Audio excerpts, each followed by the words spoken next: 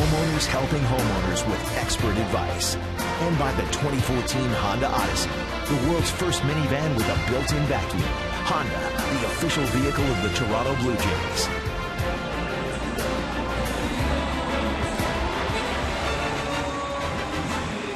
Welcome to Rogers Center. The New York Yankees and Joe Girardi here in town for the final time this season, a 3-game series. The Yankees are coming off a 3-game sweep at the hands of the Boston Red Sox in Fenway Park. Now it's time to take a look at the lineups. They're brought to you by Quaker State, real, durable oil. The Yankees scored just 7 runs in Boston and hit 170 as a team. The Red Sox really shut them down.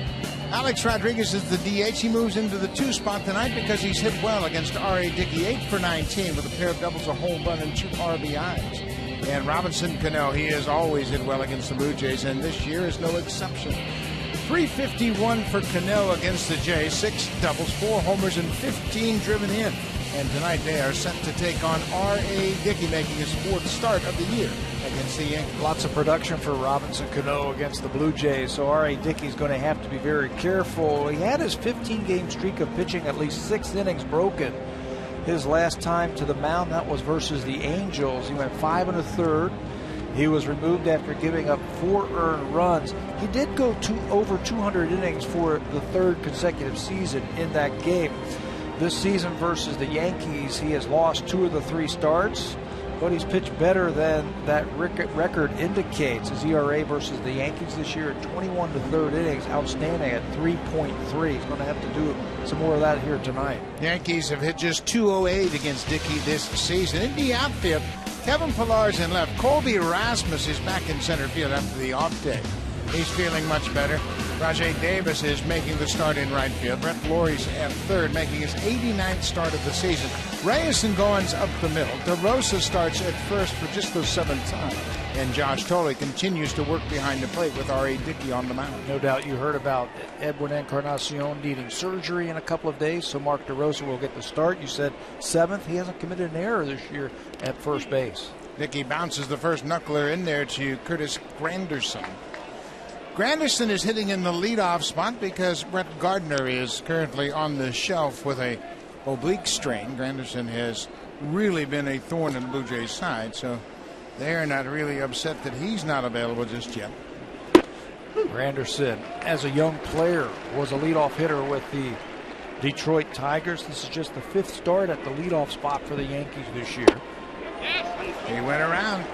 Dickey is ahead 1-2. R.A. Dickey is 4th in the American League in innings pitched this year. And he strikes out Curtis Granderson for the first out of the game. Designated hitter number 13, Alex Rodriguez.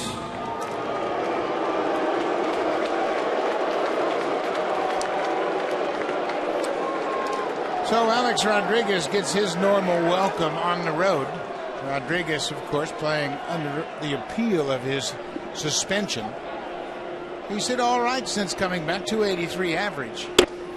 For Rodriguez, it's been a little bit of a problem lately. He's had a hamstring problem that's led to a calf injury, so he is the DH in the opener of this series.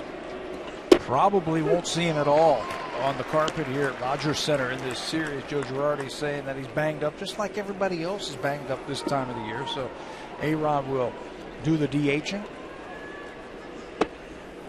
Rodriguez, for his career, 56 home runs against the Blue Jays.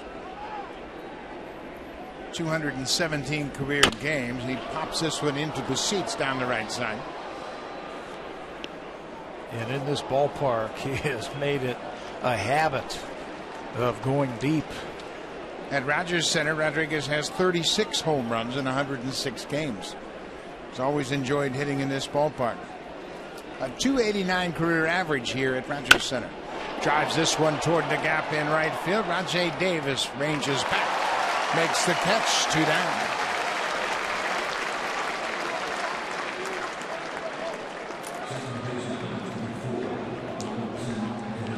R.A. Dickey trails only James Shields, C.C. Sabathia, and Hisashi Iwakuma in innings pitched this year in the American League. He has had a couple of injuries early in the year. Fingers were bothering him. He had the neck problem in April, but he's become a very consistent starter. He's given the Blue Jays innings, and he has pitched well against the Yankees. Robinson Cano takes a first pitch strike. Cano, as we mentioned, for his career, hitting over 350.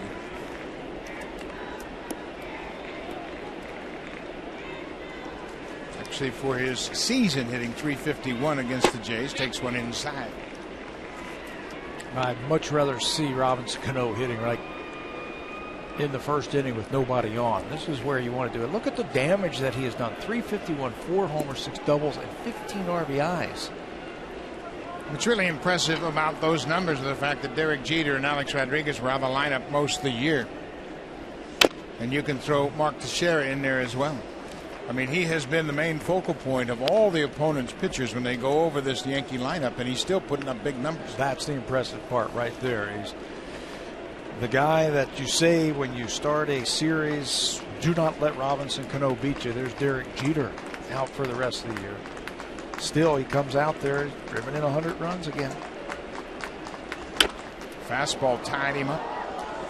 Jeter played a total of 17 games this year for New York. Of course, he broke his ankle in the playoffs last year and then suffered a re-break of the same ankle, and it's just been one thing after another. But here he is. He's the captain, traveling with his team in September. And they are making a push to try and get into the playoffs. Just 12 games left for the Yankees to make up a difference. 2.5 games. Joe Girardi has done a heck of a job managing around all of these injuries. You can see the games missed: Teixeira, Jeter, Euclid, Alex Rodriguez, and Curtis Granderson, and he's had to mix and match all season long. John Farrell and Terry Francona probably have done the best job managing because their teams were not expected to be in it. But Joe Girardi is going to get a lot of votes for Manager of the Year of what he has done this year. Hit hard but foul down the right side. The New York Yankees, of course, have been the epitome of a postseason team, and they are currently in 4th place. They're a team that goes to the postseason year in and year out, but a 4th place finish would be something that hasn't happened for a long time for the Yankees.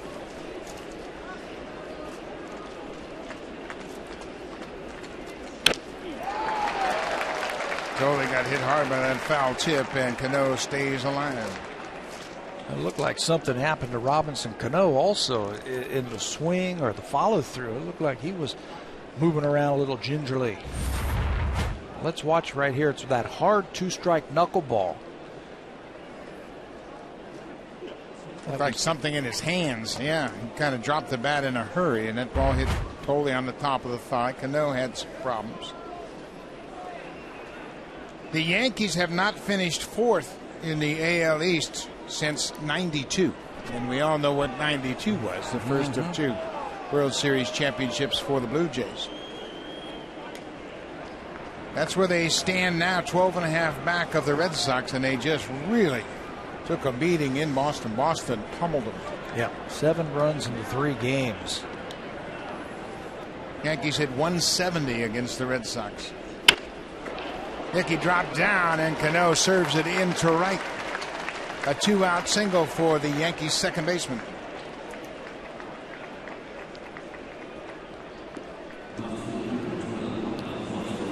So Alfonso Soriano will step to the plate with Cano at first. First, take a look at the swing by Robinson Cano. That was a sidearm knuckleball, and it just hung over the middle of the plate. Not a lot of movement on that one. It just spun over the middle of the plate, and it was up, and Cano serves it into right field. We've seen that part of R.A. Dickey over his last couple of starts. He's dropping down, giving the hitters something different to look at. Alfonso Soriano, the left fielder, goes after the first pitch, and that's a fair ball just inside the line, all the way down the left field line. That ball hit the stool, and Cano's going to stop at third. Cano stops at third. Soriano with the double. And the Yankees rallying here with 2 outs. Cano really didn't run very well going first to third. I thought he had a chance to score. Well, especially after it hit that stool down the left field line and kicked away from Kevin Pillar.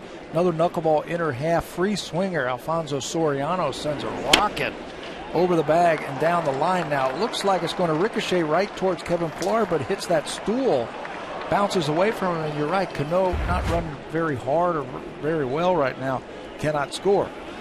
If that's Brett Gardner, it's 1-0. Yeah, no question about it. So Lyle Overbay, former Blue Jay, steps in with Cano at third, Soriano at second. Inside. With the left-handed hitter Overbay at the plate, Brett Lawrie's got to play in the hole, so he's off the bag.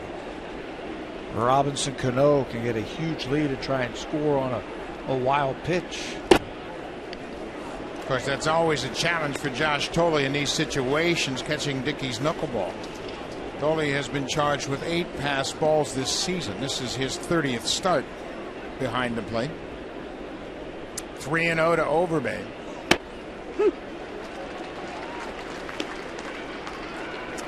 Mark Reynolds is on deck. Reynolds is 0 for 12 against R.A. Dickey.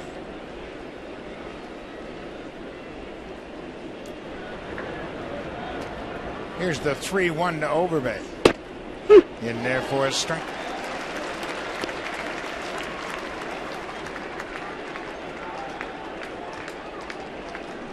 Overbay just a 136 hitter against Dickey.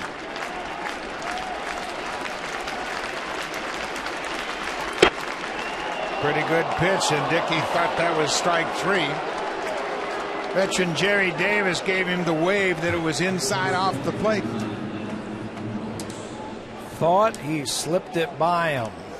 That knuckleball had good movement on it. But Jerry Davis, he's been around a long time, and he did him the courtesy of telling him it was inside. Number 6 looked like it may have caught the inside corner, but the bases now are loaded for Mark Reynolds. Reynolds goes after the first pitch. Reynolds is playing at third base with Alex Rodriguez dinged up, making his 6th start for the Yankees at third.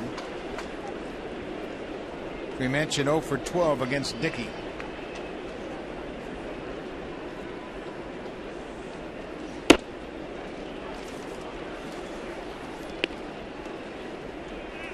Reynolds started out the season with the Indians.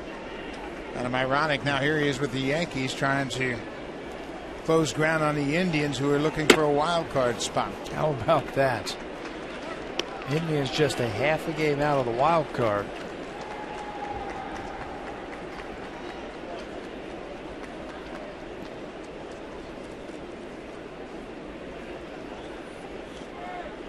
Two balls and his strike. Off the end of the bat.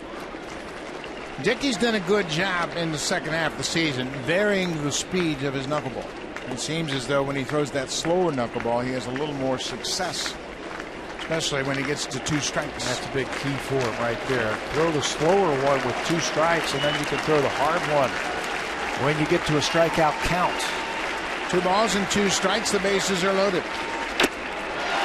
Thole holds on for the strikeout. 2 strikeouts in the inning. The Yankees leave the bases loaded. When we come back, it'll be Jose Reyes leading things off, followed by Rajai Davis, who hits well against Andy Pettit, and then Brett Lawrie.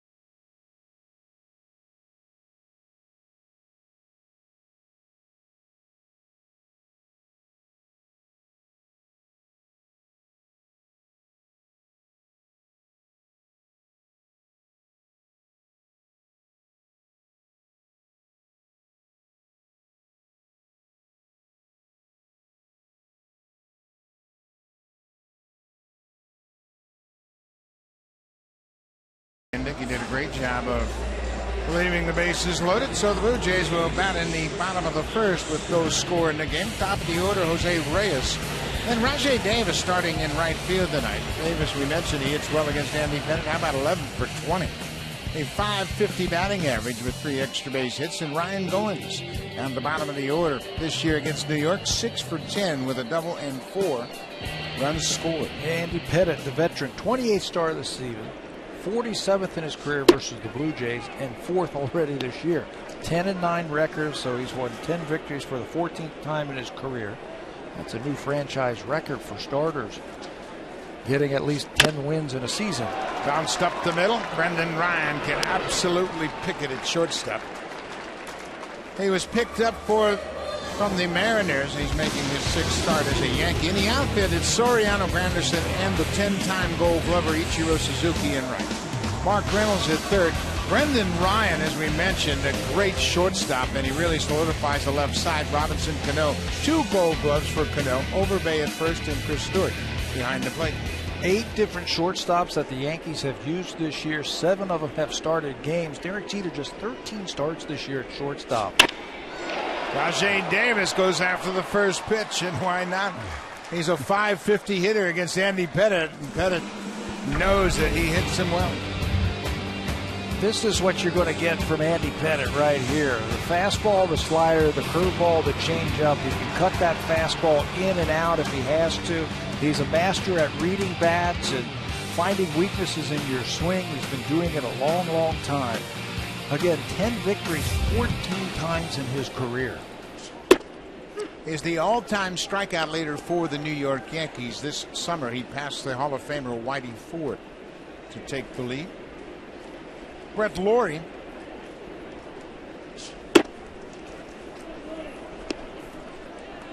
Laurie batting third. Of course, Encarnacion is done for the season. Edwin will have surgery to repair cartilage in his wrist. There's a base hit to center. Pitch was up, and Laurie went with it into center field. A 2-out base hit.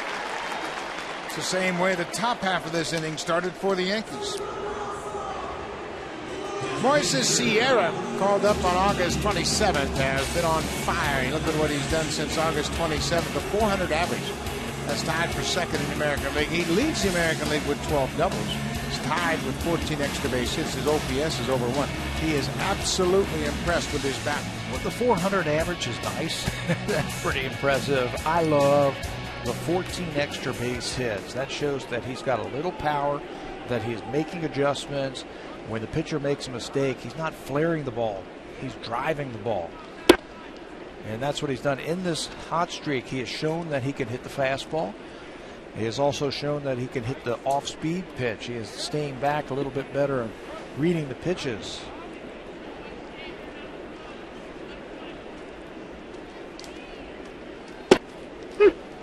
Breaking ball drops on the outside corner. Andy Pettit is making his 47th career start against the Blue Jays. He's 25-13. ERA just under 4 for his career against the Jays.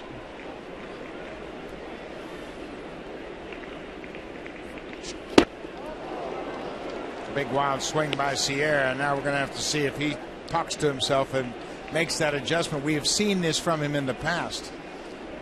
Yeah, he whenever he swings wild or over swings, tries to hit the ball too hard, that's when he gets into trouble. But when he has a nice 2-strike approach where he uses his hands just a little bit better, he has shown that he can hit with 2 strikes. You can't get too frisky at first base with Andy Pettit. And he's got a terrific pickoff move. I don't think that Brett Laurie is a threat to steal over at first base. He just doesn't have a feel for Pettit's move. Whenever Pettit brings up that front foot, Brett is leaning towards first. Sierra strikes out. Pettit gives up a 2-out single and nothing more. After 1, it's scoreless at Rogers Center.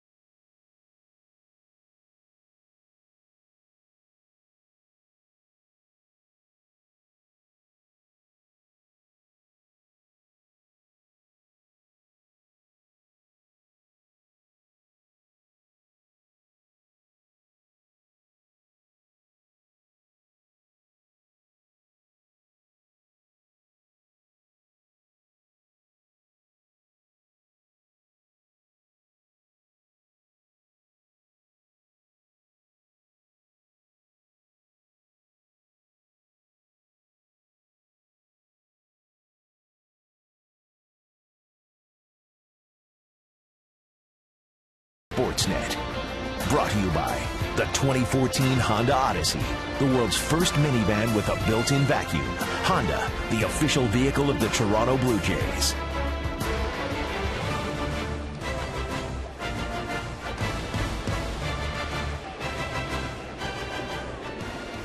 Top of the second inning, Ichiro Suzuki takes a first pitch strike from R.A. Dickey. Suzuki has been through a rough stretch, 2 for his last 18. Average has dropped to 264. Boston pitching really did a number on the Yankees. The Yankees hit 170 in the 3-game series and were just 3 for 20 with runners in scoring position. And it's funny, that was the return engagement, if you will. The Red Sox were in New York a week before that for a big 4-game series, and the Yankees hit the heck out of the ball. Just couldn't win. There's a lot of good things going on in Boston right now. Yes, there is. Kevin Long, the Yankee hitting coach, said Boston just didn't swing at any balls. They have great at bats. Dickey strikes out Ichiro.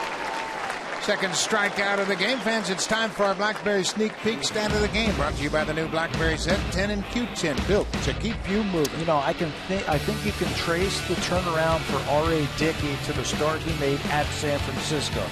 April and May, 4-7 with ERA over 5. Once it flipped to June, that started San Francisco. He seemed to be a different pitcher. He started using the softer knuckleball a little bit more, using the fastball. He seemed to get healthy. It got a little bit warmer. Since then, he has been really good. He's been giving him at least 6 innings every single time since that second start in the month of June. Brendan Ryan drives it to center. Colby Erasmus uses his speed and runs it down. 2 down. Fans, if you want your baseball questions answered by our team of experts, email asktheexperts@sportsnet.ca. Keep your eye out for the home hardware Ask the Experts segment later on in the game. 2 quick outs for R.A. Dickey. Now the number 9 hitter is the catcher Chris Stewart. Stewart starting for the 91st time behind the plate. Yankees didn't expect him to play that much, and he's done a good job for them. Of course, injuries to that position have hurt the Yankees again. Francisco Cervelli actually won the competition in spring training. He broke his hand on a foul tip against the Blue Jays early in the season, and then he was subsequently suspended. In the biogenesis investigation, he was suspended for 50 games. So Joe Girardi's had to deal with a host of third basemen, shortstops, and catchers. 56 players that the Yankees have used this year. 56. You only have 40 on your whole big league roster. 25 can be eligible at one time. 1-2, 2 outs. Inside. Brendan Ryan hit a home run on Friday at Boston, and he was the 23rd different Yankee to homer this year. That's unbelievable. Bounced foul by Stewart. Yeah, nobody, Buck, can complain about the Yankees. You know, they've done an outstanding job with all the injuries, and I think that's why Joe Girardi is going to get a lot of votes for Manager of the Year in the American League. The job that he has done with this team. Upstairs, the Yankees will play 3 against the Blue Jays, and then they go home to take on the San Francisco Giants. The odd schedule, given the way the teams are split evenly at 15 teams apiece. Another pitch off the plate to the first base side. Dickey again thought he had made a good pitch for strike 3. Second walk issued by Dickey so far in this game. So now turn the lineup over. Back to the top. Curtis Granderson struck out in his first at bat.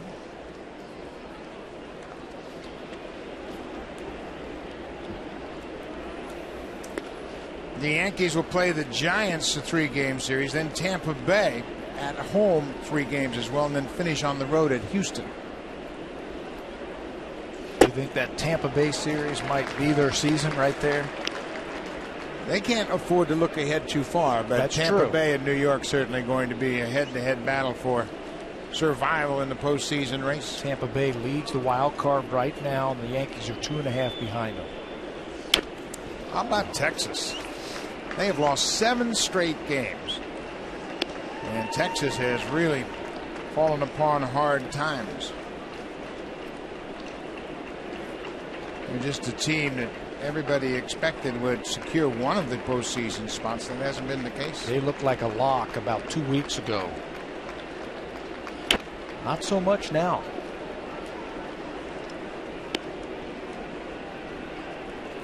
Texas, of course, lost last year on the final day of the season, lost the division and lost in the playoffs. Texas is at Tampa Bay. Nick Tepish goes for the Rangers against Jeremy Hellickson tonight. Anderson stays alive. Texas has jumped out to a lead early in that game. Now they're the second wild card, Texas, and they lead Cleveland by just a half a game. Cleveland has the most favorable schedule when you look at the opponents. 0-2, 2 outs. Right off the knob of the bat. Another foul ball. Cleveland, there they are, just a half a game back of the Rangers for the second wild card spot. Orioles 2 back, Royals 2.5 back, and the Yankees are 2.5 back. And the Royals called upon a 22-year-old rookie, Yordano Ventura, to start tonight. Coming up from the minor leagues to make his major league debut in the pennant race. How about that? Does he have a good arm? He has a great arm. Throws upwards of 100 miles an hour. He's 22 years old. Welcome to the big leagues. And how about a pennant race? Into center field. Rasmus going to play it on a hop, and Granderson dumps it in front of Rasmus for a 2-out single. And again, the Yankees rallying with 2 outs, a walk, and now a single. Just can't seem to finish him off. Got the first 2 guys in the first inning, then loaded the bases, got out of that. Got the first 2 here in the second inning, and the next 2 have gotten on. And look at the pitch count already for R.A. Dickey in the second inning. This is after 29 in the first. It's really jumped quickly. Alex Rodriguez flied out to right his first time up. Bouncing ball. Reyes at short takes the short hop, throws to first, and the Yankees can't come up with a big hit. Already in this game, they've stranded 5. It's scoreless. Middle of the 7th.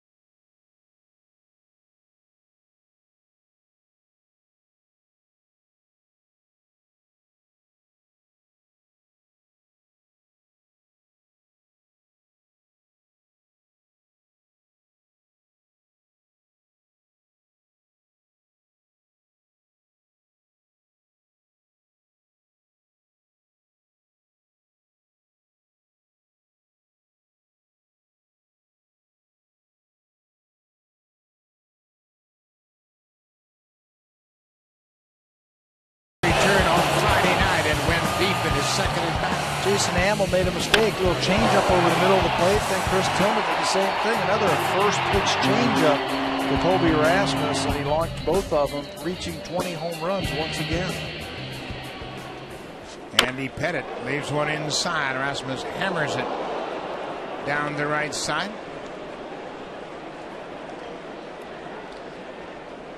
Colby is 0 for 5 against Andy Pettit. 20 home runs for Rasmus.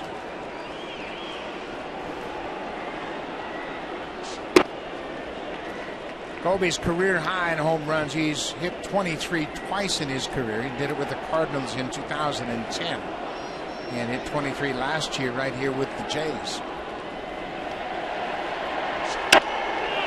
Inside, that's a fair ball, and Overbeek kicks it around, but he's able to get it and retire Rasmus. 1 out. Let's check it with Jamie Campbell.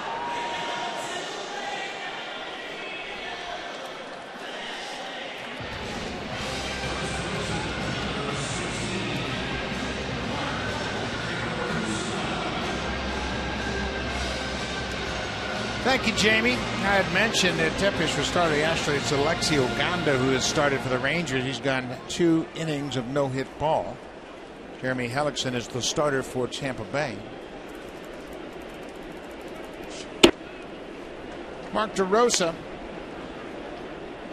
has gone 2 for 14 against Andy Pettit. And he says, I got a game plan against Pettit. I'm not going to swing at that pitch that's inside. So what's Pettit do? Throws him outside.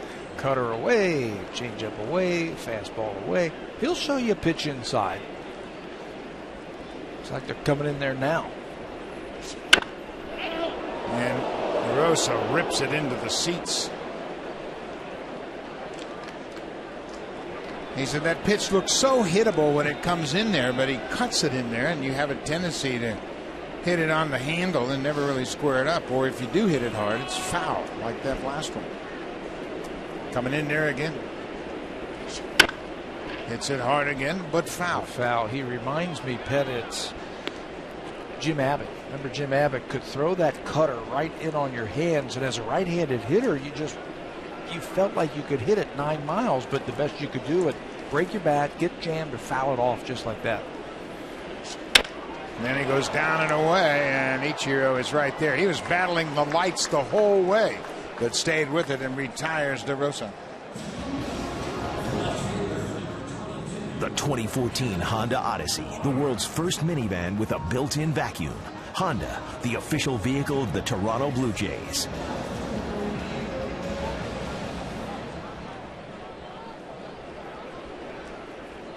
The roof at Rogers Center is closed. It's 15 degrees outside. Kevin Pillar takes a first pitch strike from Pettit. Pillar batting 169 for the season. Been a little bit of a rough stretch for him lately. Hits this one off the end of the bat. Brendan Ryan deep and short on the money. Brendan Ryan can pick it at shortstop. The Yankees are glad they were able to pick him up.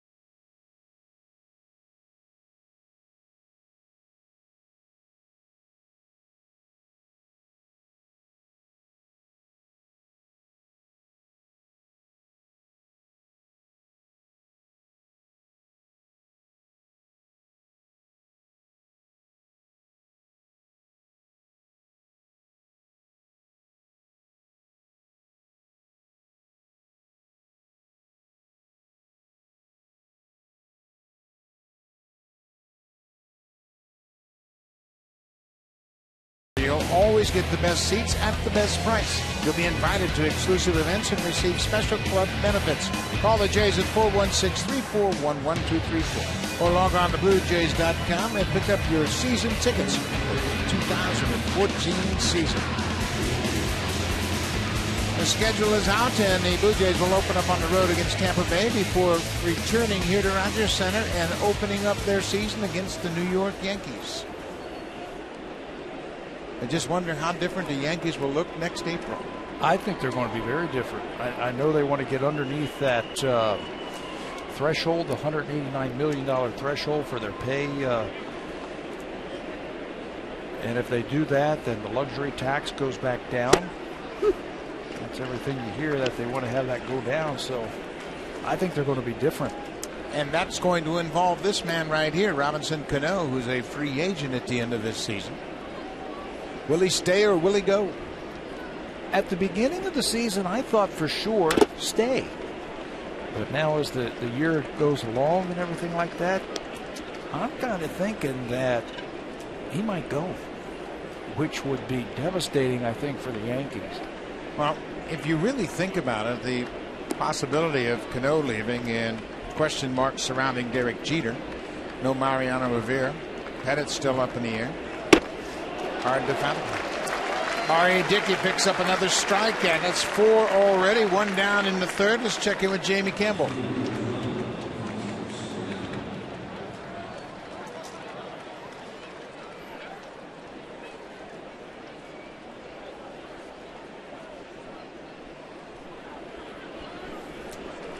You can see that game right now on Sportsnet 1, the Orioles and the Red Sox, and Boston Red Sox magic number down to 4.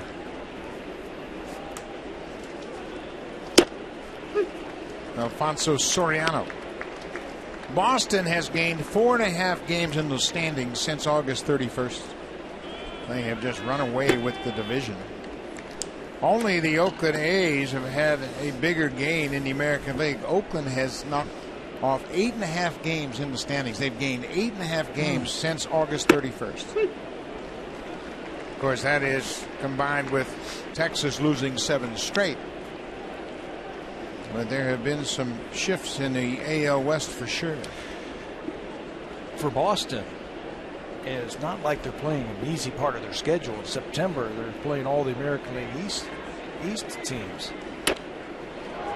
And I guess you want to be hot about this time of the year. If you're going to get hot, this is the time to do it. Oakland knew that last year. They got hot at the end of the season and made their way to the postseason and played the Tigers tough into a Game 5 situation in the division series. Soriano strikes out. 2 down. With 2 outs, while we have a moment, we'd like to wish Raymond and Christine Richardson a very happy 60th wedding anniversary. Congratulations on your 60th wedding anniversary, Raymond and Christine Richardson. Congratulations. A lifetime together.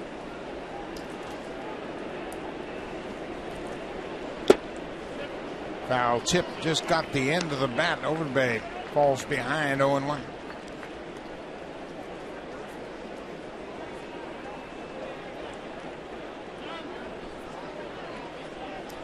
Lyle Overbay spent 5 seasons with the Blue Jays.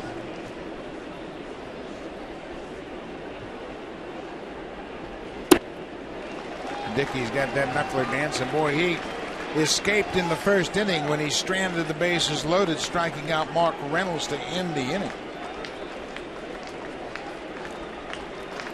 0-2. Well, he hasn't had any problem getting the first 2 guys in the inning. It's just finishing them off. Right now he's working quickly, so you can tell that he feels good. Isn't that true with any pitcher? Boy, when you see him out there anxious to get that ball back from the catcher, not wasting any time, standing tall on the rubber, working quickly, you know they feel good about their stuff. Yeah, you can see that with R.A. tonight. He's working quickly, throwing strikes with the knuckleball, and he's throwing it hard. Unfortunately, it's taken him 63 pitches so far to try and get through the third. And again, a foul ball. Well, you're right. That pitch count was elevated in the first, and he needed 29 pitches to get out of the first inning.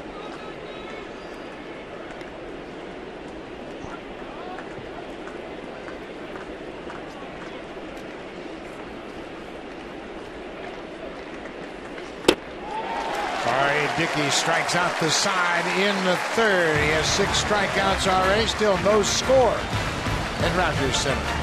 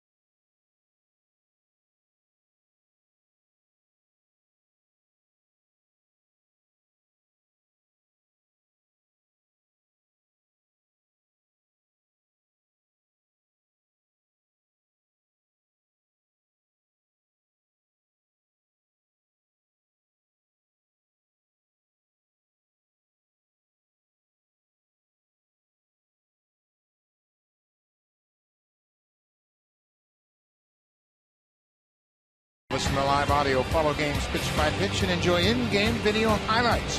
The app is available on the iPhone, iPad, iPod Touch, Android, and BlackBerry Z10.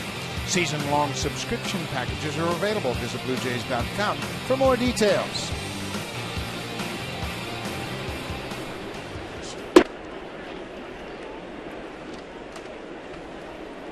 Second baseman Ryan Goins takes one upstairs from Andy Pettit. Mentioned Goins hit well against the Yankees this year. 6 for his 10 at-bats. Has a double, and he scored 4 runs against New York. That was early on, and the last time that the Yankees were here at Rogers Center, they challenged him with fastballs. Their first look at Ryan Goins.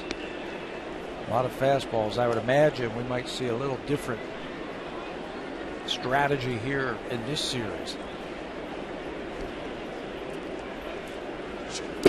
It's interesting when you see rookies come up. Pitchers are going to challenge them. Just see what they've got, see what you're dealing with, especially in situations where it really doesn't mean much, not an RBI situation. So they're going to come at you. You'll get some fastballs to hit. Then once they find out you can hit the fastball, they'll start mixing them up. It's been like that a long way. You don't see pitchers facing rookies for the first time and throwing their changeup to them or throwing breaking balls to them early in the count. Hey, let's see if you can hit this one. It's the fastball. Can you handle a big league fastball? Ball 4 to Goins. Leadoff walk here in the third. Let's check in with Jamie Campbell.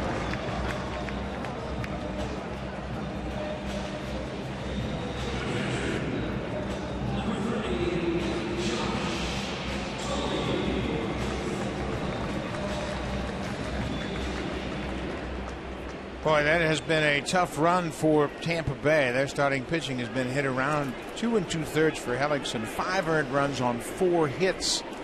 He threw 40 pitches, and the Rangers jumped all over him. Josh Tolley pokes at that bunt attempt and fouls it on.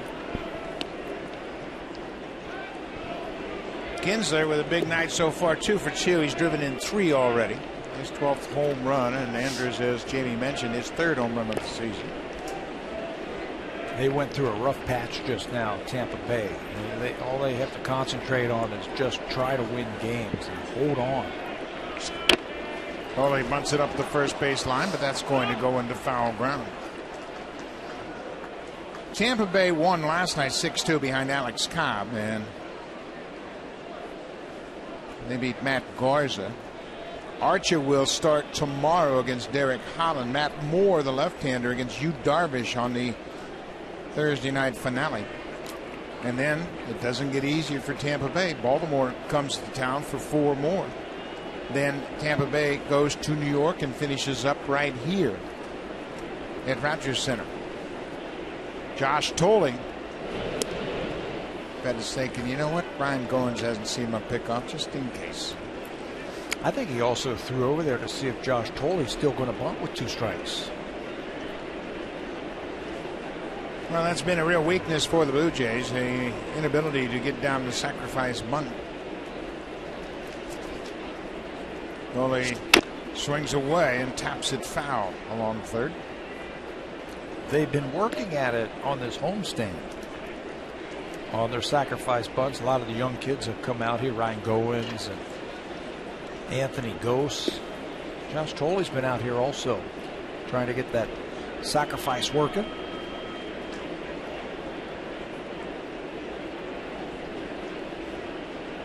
Another 0-2 pitch. Down and away. Emilio Bonifacio had 5 sacrifice bunts before he was traded to Kansas City. Miser Asturias had 3, so that's 8 of the 25. Munenori Kawasaki had 7. So the remaining roster has a total of 10 sacrifice bunts for the season. You know, just like there's a batting average, I'd like to see a stat bunting average. If you're called on to sacrifice, are you 7 for 8? Are you 2 for 3? We just have the stats of how many successful sacrifice bunts, but there's been a whole lot of unsuccessful ones. And that's pretty interesting. Is because it's not a huge part of the game, but boy, when you get in tight games, you want to be able to move runners along. That's downstairs. Probably more so in the National League with the pitcher, because they're always bunting, and you play for 1 run a lot more often in the in the National League than you do in the American League. But it's a big part. Yeah, it's a big part, especially as we mentioned against tough pitchers. Tolley breaks his bat, loops it into left field. Soriano coming in. He makes the catch. 1 down. This copyrighted telecast is presented by authority of Rogers Blue Jays Baseball Partnership and may not be reproduced or retransmitted in any form. And the accounts and descriptions of this game may not be disseminated without the express written consent of Rogers Blue Jays Baseball Partnership. Fans are running out of time to pick up your Blue Jays merchandise. It'll be a 3-game series against the Yankees. They go on the road, and then the Blue Jays will return for the final weekend of the season against the Tampa Bay Rays. Jose Reyes, the leadoff man. So do you think we just invented a new stat tonight? I think it's a good idea. I was just looking. Houston leads the American League in bunts with 44. Obviously, that has a lot to do with a lot of young players and just trying to score runs. Texas is second. That's pretty interesting. Rangers have 37 bunts. Ron Washington, he's an old school guy. He wants to score runs, and he will look at different parts of his lineup and ask his hitters to sacrifice themselves. Play for 1, you get 1, they have to score 2. That's been Washington's way of playing a lot. Plus, they have lost a lot of hitters, the Texas Rangers. They might have to play for 1 run. Josh Hamilton, Michael Young, and right now Nelson Cruz, and they have not had the same kind of offense we are used to the last several years. Texas Rangers, 262 average. They've scored 660 runs this season. That's a fair ball past Reynolds down the third base line. Owens is around second, headed for third. Soriano gets it back to the relay man, and Reyes jogs into second with a double. 18th double of the season for the Blue Jays shortstop. Swinging better from the right side. That front foot is that ankle that has hurt him, and he plants it and turns on a cutter inside. You got to get the ball out in front. If that's that cutter, hit it hard down the line. and score. This could work out nicely for the Blue Jays. Second and third, one out after that leadoff walk, and then the double, and then the Blue Jays' best hitter versus Andy Pettit. And that's why Joe Girardi has come to the mound. Rajay Davis hit the ball hard his first time up. He lined out to center. Davis is a .550 career hitter. So Joe Girardi went to the mound to give Andy Pettit the option. We've got a base open. You want to walk Davis? I'm good with that. Well, you don't want to bring the infield in because then it makes a .550 hitter a .650 hitter. Keep our eye on the catcher. He's going to bend down. Maybe they think they can get him out by pitching around him. See if he'll chase. Davis goes after the first pitch. Ichiro's got a strong arm. It's not deep. Here's the throw to the plate, and Goins holds his ground. So Andy Pettit, given the option of going after Davis, gets him on one pitch.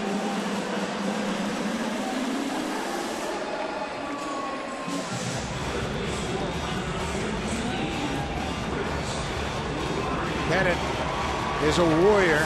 He's been through these situations in his entire career. I think he was just going to just jam him and jam him and jam him. Rajay either takes it or is going to hit the ball softly and hit that one softly to right field. So Brett Lawrie, he had a base hit to center his first time up.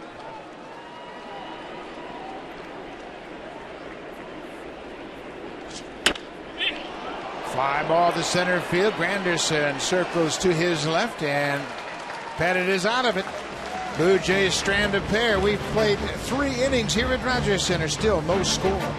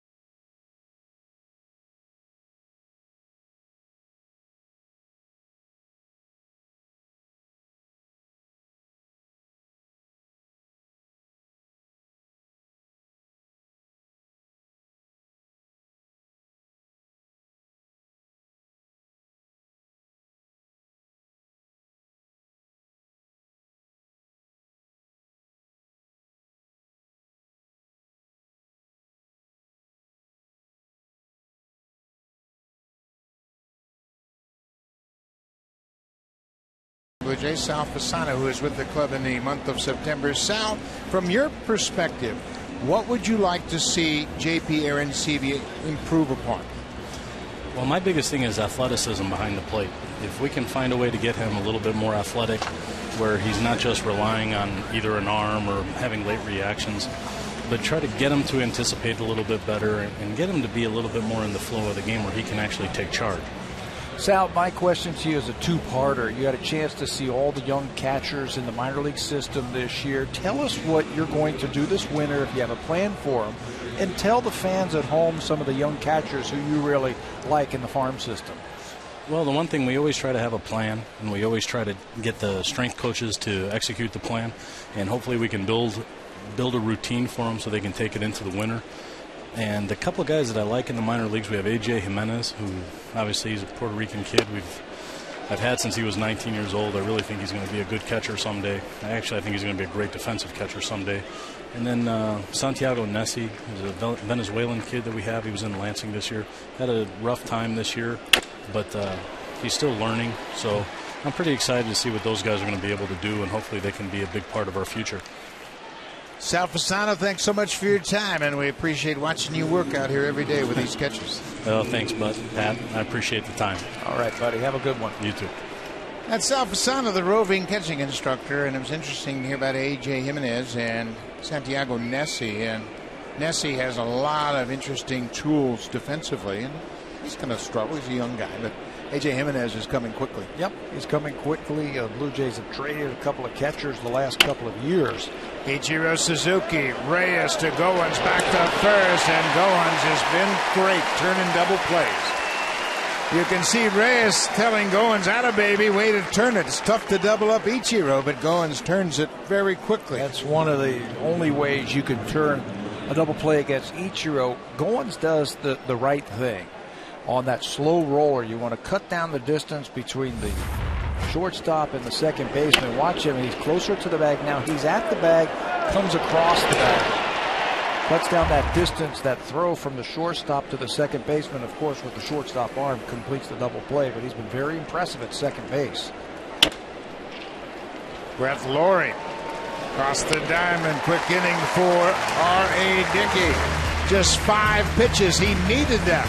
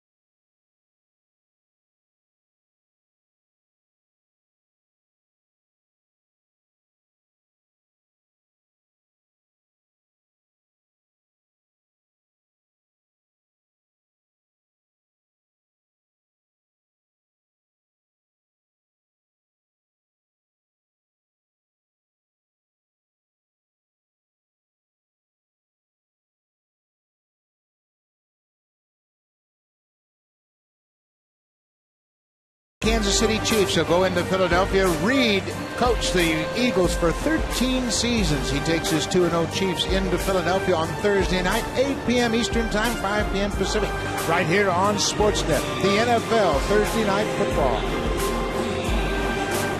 Andy Reid has that team off to a great start. The Chiefs have a new quarterback in Alex Smith, and the Chief fans believe that Andy Reid is the perfect fit to rejuvenate that great franchise in Kansas City. How about that? 2-0. They've equaled their win total from last year, and they're going back to Philly, where Andy Reid had all those great years. Should be a lot of fun. Moises Sierra looks at a breaking ball off the plate outside.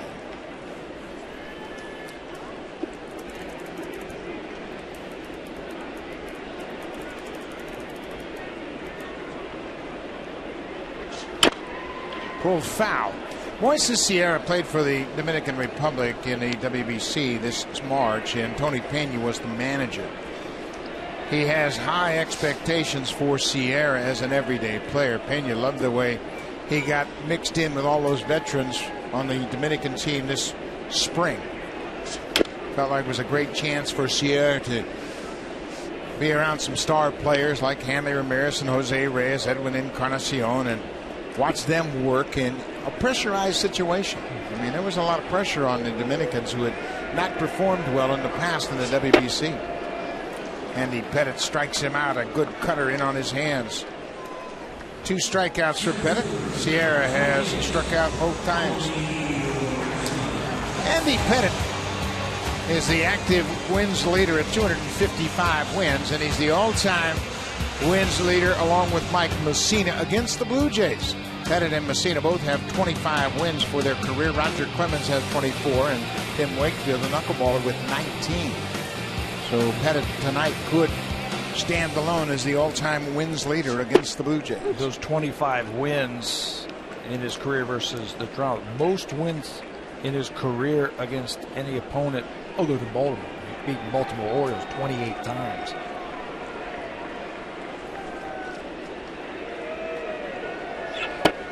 Kobe Rasmus takes a ball downstairs. It's 1-1.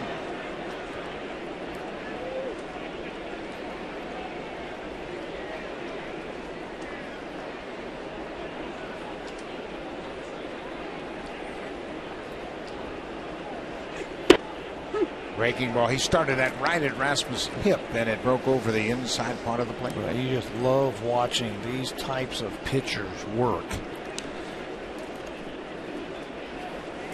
They have done it for a long time, their craft. How they are able to hit their spots consistently. And they've got multiple pitches to do it. One of the best big game pitchers in baseball history, Andy Pettitte. All those great teams. High and deep, and you can forget about this one. Way back for Rasmus. Number 21.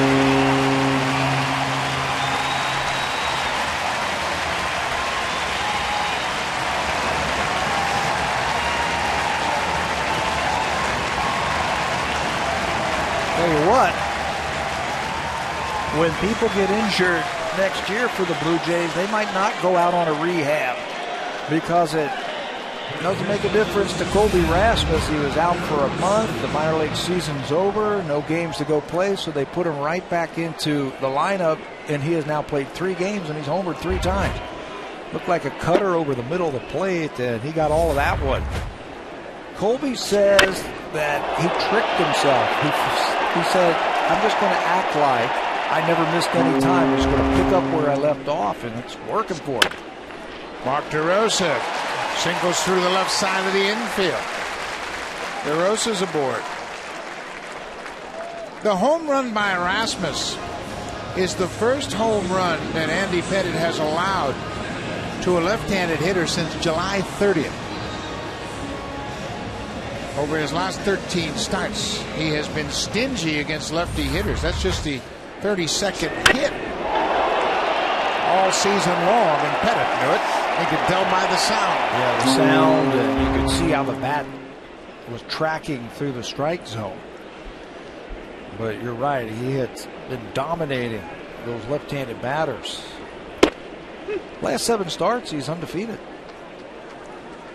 And he has been great against the Blue Jays. Over his last 9 starts against the Jays, he has a 7-1 record and an ERA of 2.67.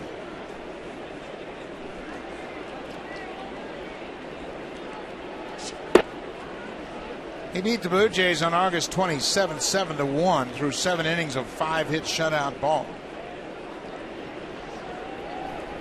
Kevin Pillar grounded to short his first time up.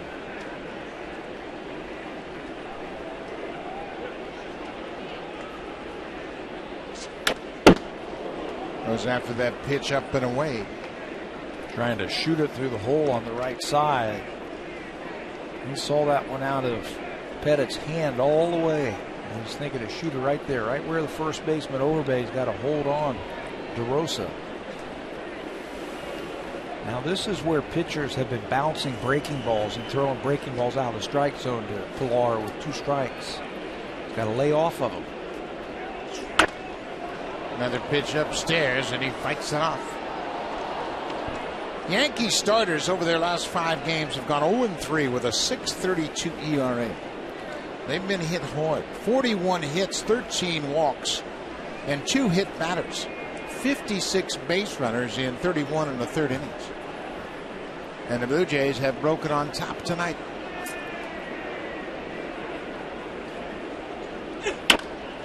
This is popped down the right side. Ichiro over near the foul line. Makes the catch in foul territory. 2 down.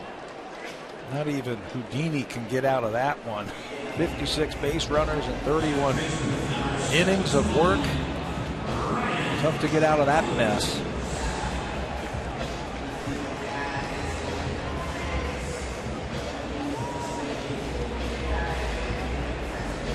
Brian Goins will bat with 2 outs and a man at first. Goins walked his first time up, was stranded at third. Blue Jays have taken a 1-0 lead.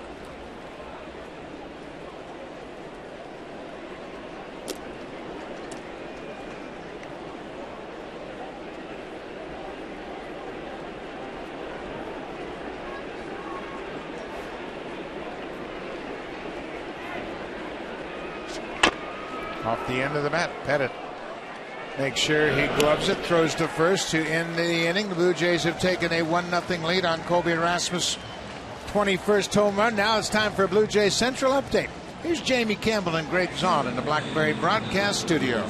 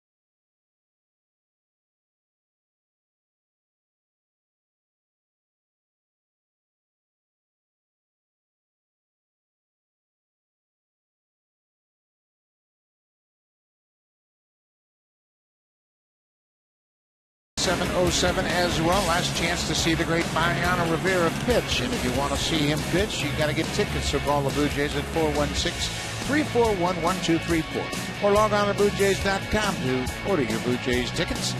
Mariano Rivera and the Yankees here for a final time. Wednesday and Thursday. Now the Yankee fans always in attendance whenever they're in town. R.A. Dickey's got a 1-0 lead. Chris Stewart, the catcher.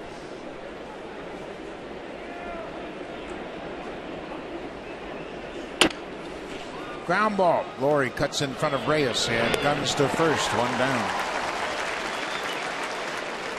Dickey had a 5-pitch inning last inning against the Yanks, and he needed that. His pitch count has jumped early in this ball game. He needs another quick inning here. Yeah, keep it going.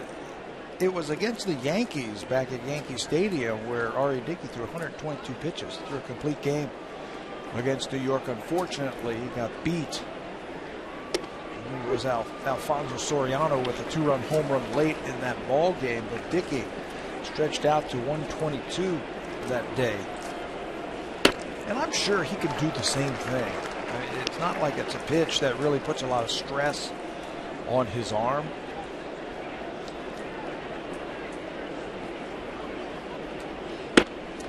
Dickey's got 3 different checkpoints he's always aware of. Pitching inside what he calls the door frame. Don't let your delivery get too wild. The second one is to finish with your arm in the middle of your body.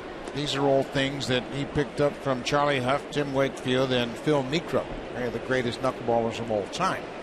And Niekro told him the last piece of the puzzle was to finish in an athletic position, coming set right toward the hitter and drive toward home plate. This is popped up and playable. Brett Laurie, the third baseman, in foul ground, makes the catch. 2 down. The 2014 Honda Odyssey, the world's first minivan with a built-in vacuum. Honda, the official vehicle of the Toronto Blue Jays.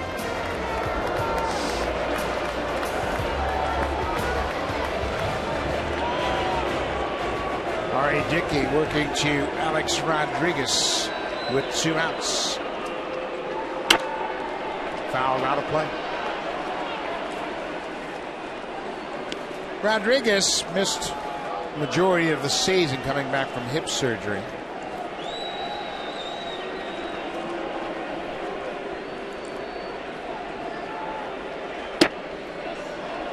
He went around. 0-2. Just See Rodriguez with 14 RBIs and Curtis Granderson with just 13 RBIs. 7 played. This is the 37th game for Rodriguez. Strike 3 called. Another quick inning for R.A. Dickey. He sets down the Yankees in order in the 5th.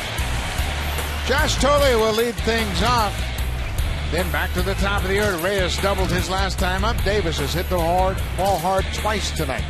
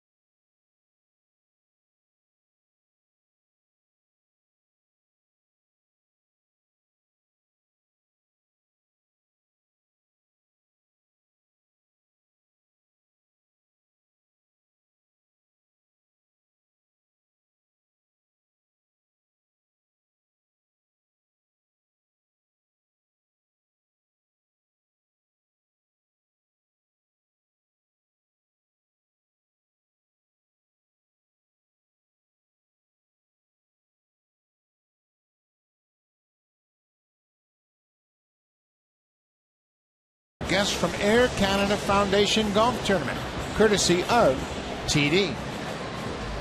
Congratulations. I know it was a great day to play golf today. While over in the Jays Care Community Clubhouse, our folks from Big Brothers and Big Sisters of Canada enjoying the game. Welcome to the ballpark. And I'm sure you're enjoying the fact the Blue Jays have a 1-0 lead behind R.A. Dickey.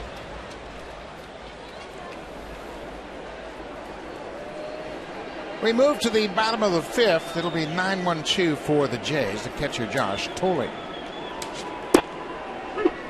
Lord Pettit's locked in pretty well right now. He's able to get that breaking ball over to the lefties. Bobby Rasmus with the solo home run, the only run of the ball game. Pettit quickly ahead, 0-2. If Andy Pettit didn't spend a couple of years in Houston playing for the Astros, I think he'd be the record holder for almost every pitching category in Yankee history. And think about all those great Yankee teams and all the great pitchers that they've had. He'd be the guy. Josh Tolley strikes out, but Andy Pettit has had a phenomenal career. He left the Yankees in 2004, spent 3 seasons with Houston. And in the last 50 years, Andy Pettit leads the pack most wins by a Yankee pitcher. He's got 218 wins. That's more than Ron Guidry, Mel Stottlemyre, and Mike Mussina. He is just 18 away from the record for most wins by a Yankee starter in their franchise history. Of course, that belongs to Whitey Ford. Second to Whitey Ford in games started, first in strikeouts, third in innings pitched. Pretty impressive. Yeah, Pettit went down to Houston and pitched 3 years. Went 37-26 for the Astros. Of course, that's his hometown. Reyes reaches for it and pops it into right. An 0-2 pitch, an easy out for Ichiro. 2 down. Now, you had a chance to face Ron Guidry. Do you see similarities, or are they 2 different type of pitchers? Yeah, they're different types of pitchers. Guidry was a power pitcher. Louisiana Lightning, they call him. He had a great fastball and a wicked slider. I mean, his was a disappearing slider that he would throw inside, and in 1978 he was 25-3. Okay, I'm going to put you on the spot here. Andy Pettit has more wins in the postseason than anybody, right? Yep. If you have one game to win in the postseason, you want Pettit or Guidry? Wow. Andy Pettitte, 44 postseason games. I honestly would take Ron Guidry. I think so too, because of the power. Yeah. That's the only reason why. Yeah, the power pitcher late in the season can really do damage against a lineup that's worn down. The 1978 Ron Guidry. Yeah. Oh, yeah. Oh, we get to pick.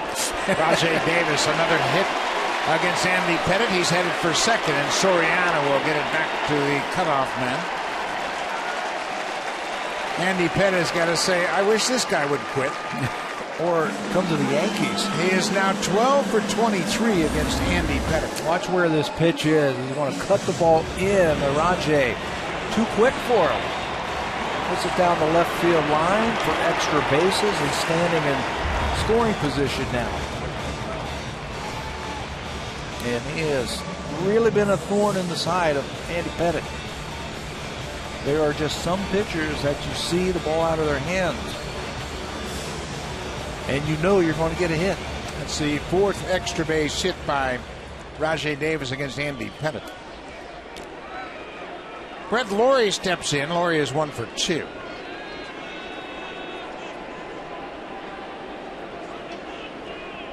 Pettitte keeping an eye on Davis.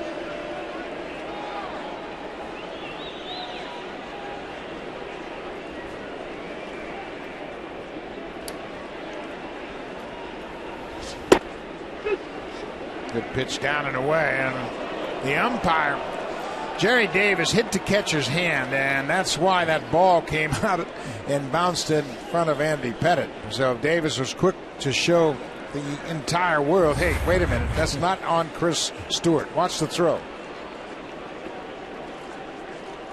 And it hit his arm when he was making the throw back to the pitcher. The strike sign hits the arm and says, ho, ho. Look at Andy Pettitte. He was scrambling, wasn't he?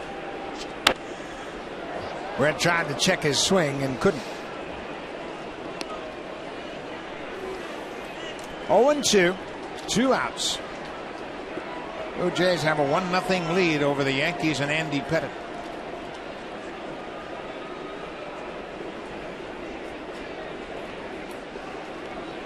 Davis can take third if he wants it. Yeah, they're not holding him on anymore with 2 strikes and 2 outs.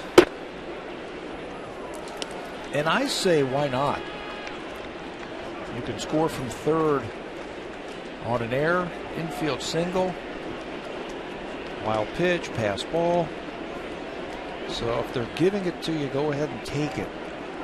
But there should be a sign to Brett Laurie. You know, hey, I'm going to try and steal this. Laurie's got to protect the zone with 2 strikes, so he really has to concentrate more on Pettitte at this point. Davis not running. Bounced in the dirt. The only way you would go to third is waltz over to third and make sure that there would be no chance for a throw. But what you do is you put pressure on the infield. Then they get a tough play in the infield and might get a bang-bang play at first. Could get you another run. He's not going to score from second on an infield hit. He's not going to score from second on a wild pitch or an infield error. But he will from third. Pettitte called out his catcher to talk about this pitch to Laurie. 2-2. Pulled foul.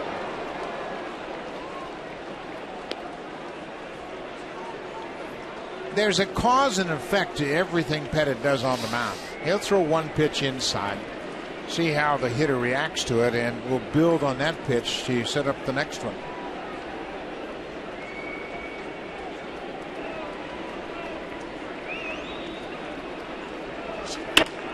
Little looper into center. Granderson on the run, makes the sliding catch. Curtis Granderson making just his 12th start in center field. Saves a run for Andy Pettitte. Good defense comes through and keeps it a 1-0 game. Granderson filling in for the injured Brett Gardner. Saves a run for Andy Pettitte. We'll go to the 6th, and here comes the Home Hardware cleanup crew. Brought to you by Natura. Home Hardware's exclusive line of safe, environmentally friendly cleaning products.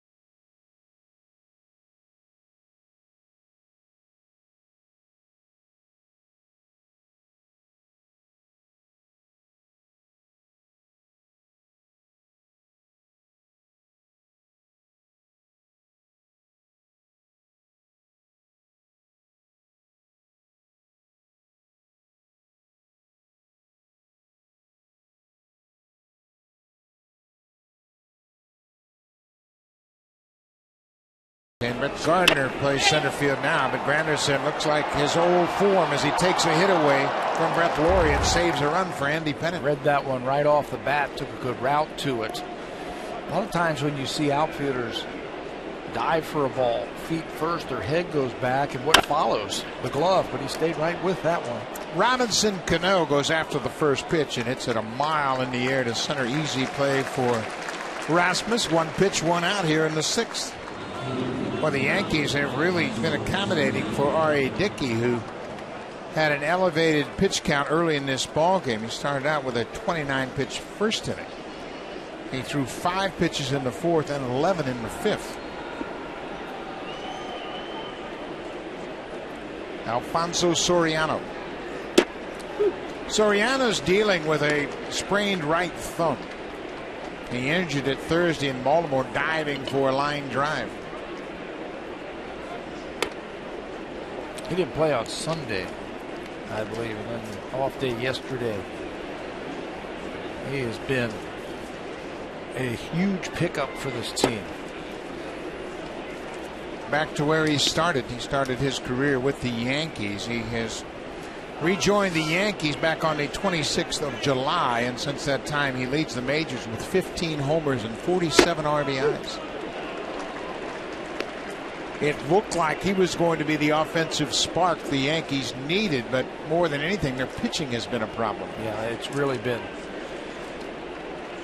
pedal to the metal, if you will, all season long for the Yankees. DeRosa over near the seats will reach into the seats. It's beyond his reach. About a row back into the seats out of play. Mark DeRosa playing first base for the 7th time this season.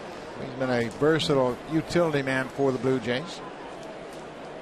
If you're just joining us, Edwin Encarnacion is done for the season. He'll have wrist surgery later on this week.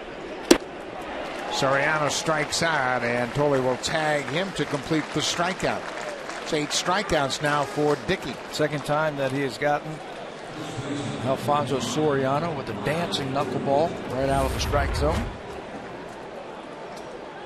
That one is hard. He has the ability to make that ball sink or go away from the right-handers. While Overbay has walked and struck out. Overbay started out his season with the Boston Red Sox in spring training. He was let go by the Red Sox and the Yankees. They didn't waste any time picking him up. Of course, they had Mark Teixeira on the shelf with a wrist injury, and Teixeira has missed 135 games this year. They also had Kevin Youkilis to play third, who could play first. He's back up over there. Travis Hafner. Those two have been injured. Pop up left field. Kevin Pillar moves toward the line. Another easy inning for R.A. Dickey. He is through the 6th and leads the Yankees 1-0.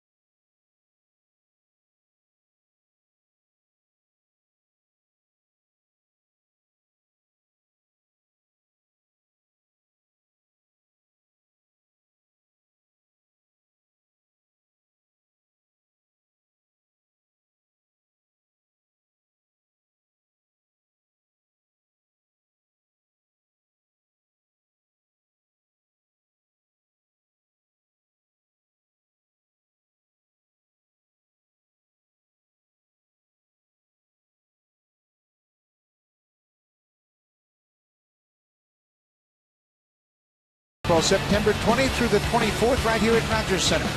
Blue Jays Hall of Famer Roberto Alomar will host a showcase baseball tournament at Rogers Center, highlighting some of Canada's best amateur players with college eligibility. Tournament passes are now available at bluejays.com/T12. Come on out to Rogers Center, see some great baseball, some young players anxious to get college scholarships. There'll be a lot of scouts in attendance. The competition should be keen. Moises Sierra has struck out twice against Andy Pettit.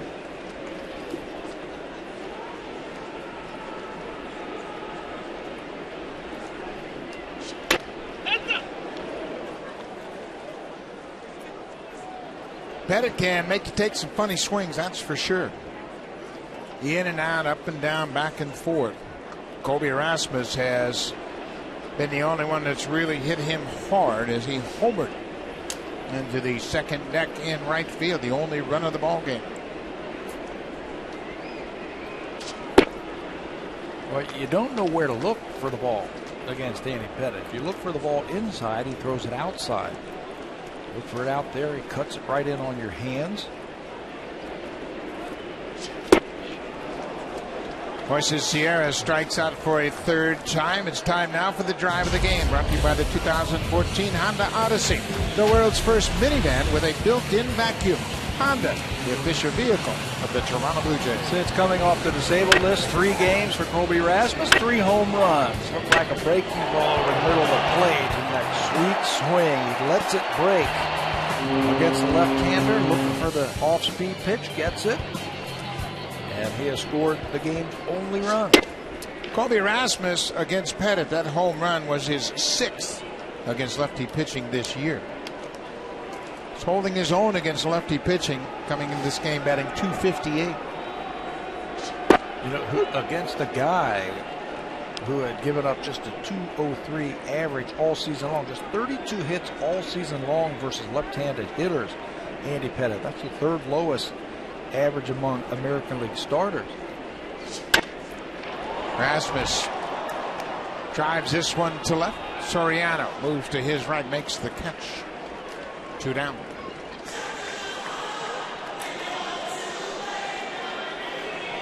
Andy Pettit has been the most consistent Yankees starter down the stretch. Hiroki Kuroda has faded a bit. Ivan Nova had a great August, but has tapered off in September. CC Sabathia's had a disappointing season on fumes.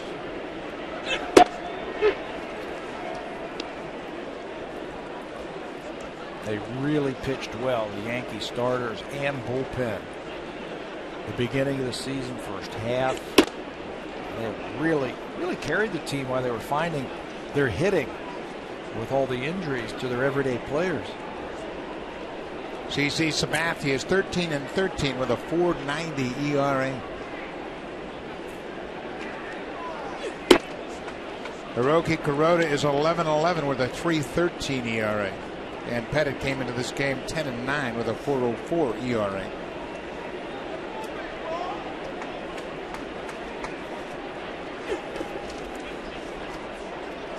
Kuroda will pitch in the series finale on Thursday.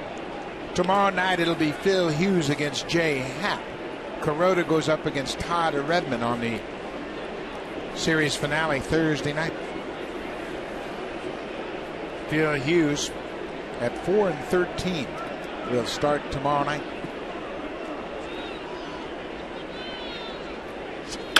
Erosa fights it off and stays alive. With Hiroki Kuroda making the start here, it's really interesting because there's a great possibility of a fine young pitcher, Masahiro Tanaka, coming out of Japan this year. He's 21-0. And he's 25 years old.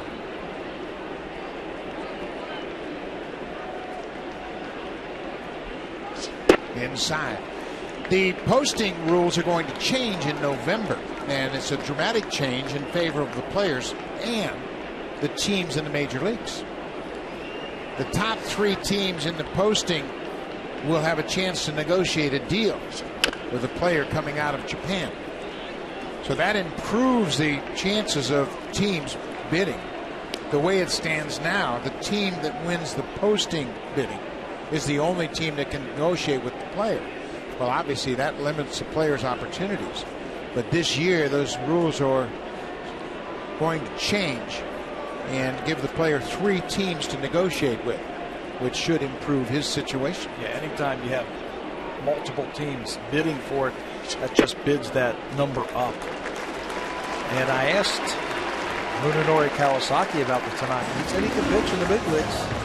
I saw Tanaka twice in March in the WBC in Japan, and he started a game, I believe, against Brazil, and then came in relief against Cuba, a very good hitting ball club, and had 6 strikeouts in 3 innings against Cuba. He pitched very well.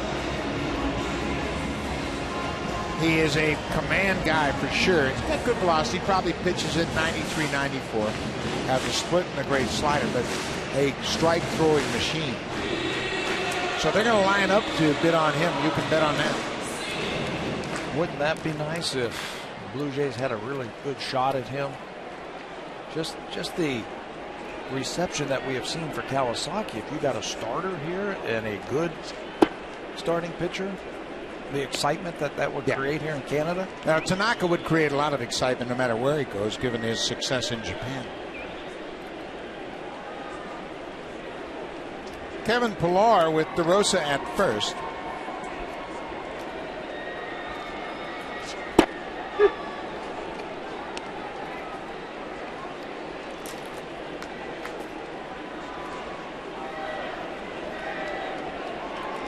The Jays have a 1-0 lead.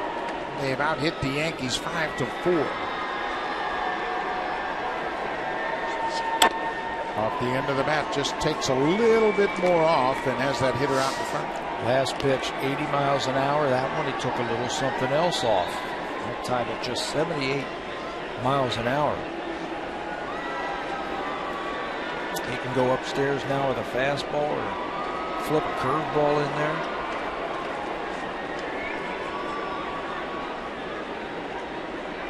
One and two. Down and in. Andy Pettitte has thrown 90 pitches now. He's got that kind of delivery that's extremely repeatable. Very smooth delivery. Well, he gets a lot out of his lower half. He really drives towards home plate.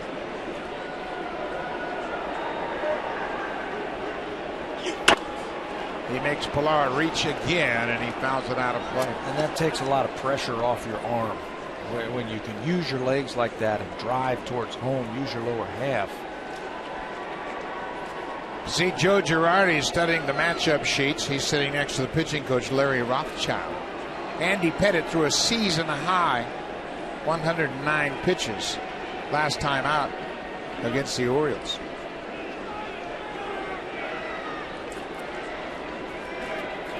Pitched 6 1/3, gave up 9 hits, left the game in a 3-3 tie.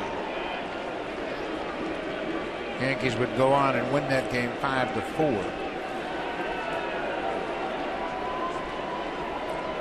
2-2 pitch to Pillar. Another pitch just off the plate outside. Boy, it looks like he is setting up something inside to finish off this at bat. Look at all the pitches away, and he's got Pillar reaching for that outside pitch. Talk about Pettitte reading the bat. Well, the bat tells you right now, you got to bust him inside. How about a little sweeping breaking ball right here? Aim for that back foot. Stewart sets up inside. Didn't quite get it off the plate far enough. You can see pitch number 7 was over the plate. 7-pitch at bat, and Stewart goes out to give Pettitte a little breather while Larry Rothschild, the pitching coach, gets on the horn to the bullpen. Pettitte was good early in this game. Low pitch count. Getting through the Blue Jay lineup where R.A. Dickey was the other way around. Took a lot of pitches to get through the first time through the lineup. This game is turned. Pettitte now laboring R.A. Dickey in a nice little groove. Andy Pettitte is the only pitcher drafted by the Yankees to win 200 games in the majors. He is a homegrown talent, wrapping up his great career in a Yankee uniform. Pilar reaches for it again. Mark Reynolds doesn't have a play. Kevin Pilar works Pettit for an infield hit. One thing about Pilar, he is sneaky fast. He runs very well, well above Major League average. He gets down the line in good shape. Mark Gubazon was telling us when the Angels were here, Gubazon does the television for him and coached Pilar when he was in high school. He says he's a very good athlete. He was a good football player, basketball player, obviously a baseball player, and he can run.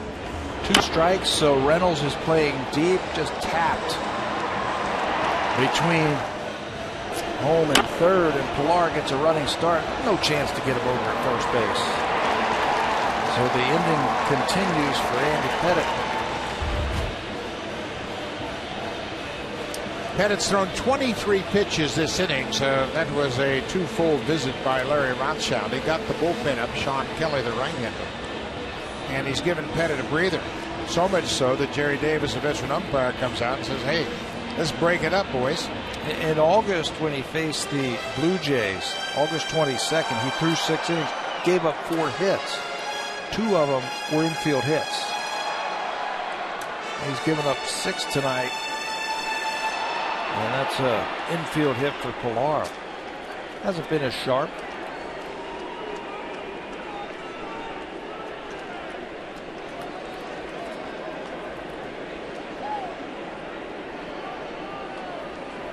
Ryan Goins takes one down and in, ball 1. Goins tapped back to the mound his last time up. That was in the 4th. Blue Jays trying to add to their 1-0 lead. The Jays are 0 for their last 14 with runners in scoring position going back to the first inning on Saturday. Haven't been able to deliver a clutch hit.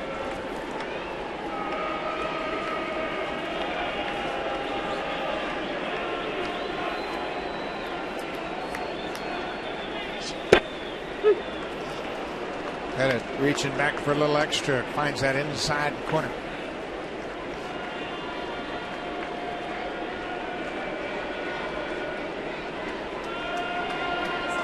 DeRosa at second. He walked with 2 outs. Pilar with the infield hit. He's at first.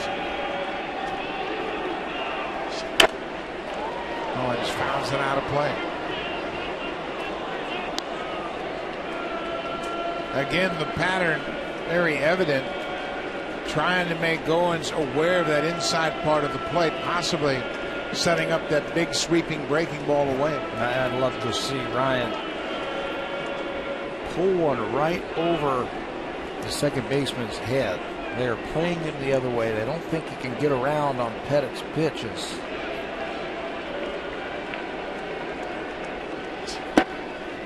Cutter down and away, well off the plate. If he can get one in the air over the second baseman, there's a huge gap between Granderson and Suzuki. Look at all that room. Suzuki's very shallow, as is Granderson. They're both shallow in the outfield in right and center, respectively. Yeah, no guarantee that a base hit to the outfielder is going to score a run. Soriano, Granderson, Suzuki, they all throw well. Suzuki above average. Inside. So full count. Now the runners will be off on the pitch. 100 pitches thrown by Pettit now.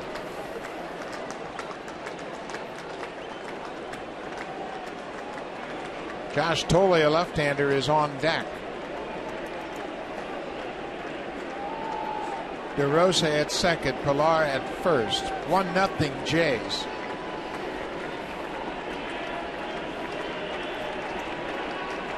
There go the runners. Cut on and miss. Pettit stayed inside and gets a big strikeout. Again, the Blue Jays can't deliver with runners in scoring position. Pettit keeps it a 1-run ball game.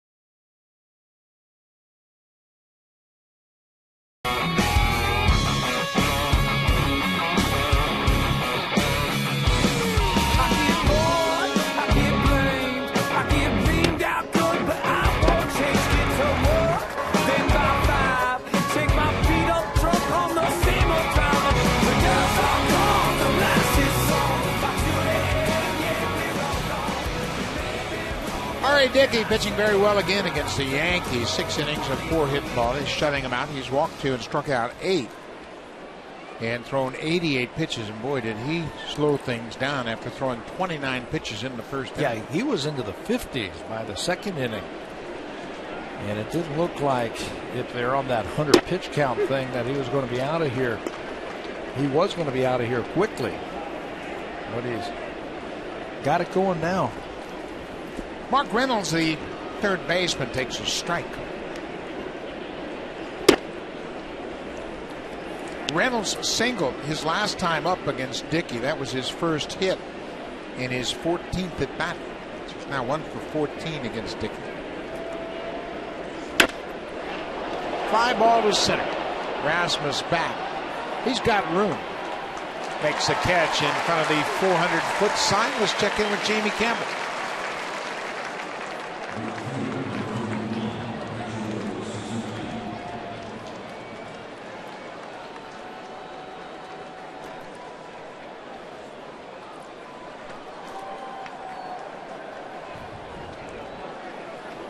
Bonifacio's played very well for Kansas City. He's done a great job for them. And he has played every day at second base.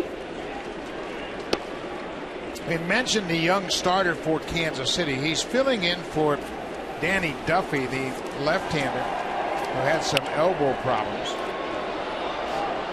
Yordano Ventura is 22 years old. He started out in AA, made it to Omaha, AAA, and was actually suspended by the Royals for showing up late for a playoff game in AAA. And Ned Yost said, hey, he just overslept and he was late. He was apologetic, but we love the kid, and tonight they give him a big start. His debut. Sometimes that works out. You don't know a guy, and he's so young, he doesn't think about the pennant race or anything, just goes out there and pitches. Hitters have never seen him. Could work out for him. He's thrown 3 innings so far, allowed just 1 hit, walked 2, and struck out a batter. Kansas City's getting great pitching. Ichiro serves it down the left side. That's going to slice into foul ground. One thing that Ned Yost has in his favor is if he gets 5 innings out of Ventura, he can go to bullpen, and they have a terrific bullpen. Big arms. Kansas City leads the American League in ERA 3.49. And they've got big arms in that bullpen. Aaron Crow and Luke Hochevar, and then, of course, the closer, Greg Holland. Escobar, they've got Tim Collins. They've got some left-handers down there they got a lot of confidence in. So Kansas City's not done yet. Every time you talk to a team that has just played the Kansas City Royals, they talk about all the flamethrowers that come out of their bullpen. Ichiro pops it up to short. Little looper, and Reyes makes the catch. 2 down. Well, you take a look at the wild card standings, and Kansas City and the Indians will play one more game tomorrow night. And there you see the Rays have a 1-game lead over the Rangers, who have the second wild card spot. Then the Indians are a half game back. The Orioles, Royals, and Yankees follow them. Friday, the Kansas City Royals will welcome in the Texas Rangers. They have Thursday off. Irvin Santana will open it up for Kansas City against Martin Perez. And then Jeremy Guthrie and Matt Garza goes. Guthrie's thrown very well for them all year long. He's 14-11 for the Royals. Get some pitching. Play a little defense like Kansas City is doing, and you can figure out how to score some runs. Could you imagine if the Royals were hitting like they thought they were going to be able to hit this year? Yeah, Mike Moustakas is a big disappointment. Even Billy Butler hasn't hit like he has in the past. 0-2, Brendan Ryan pops it up. Goins, the second baseman, backs up into the outfield, makes the catch. Quick inning for R.A. Dickey. We'll go to the bottom of the 7th. It's a 1-0 lead for the Jays and Dickey.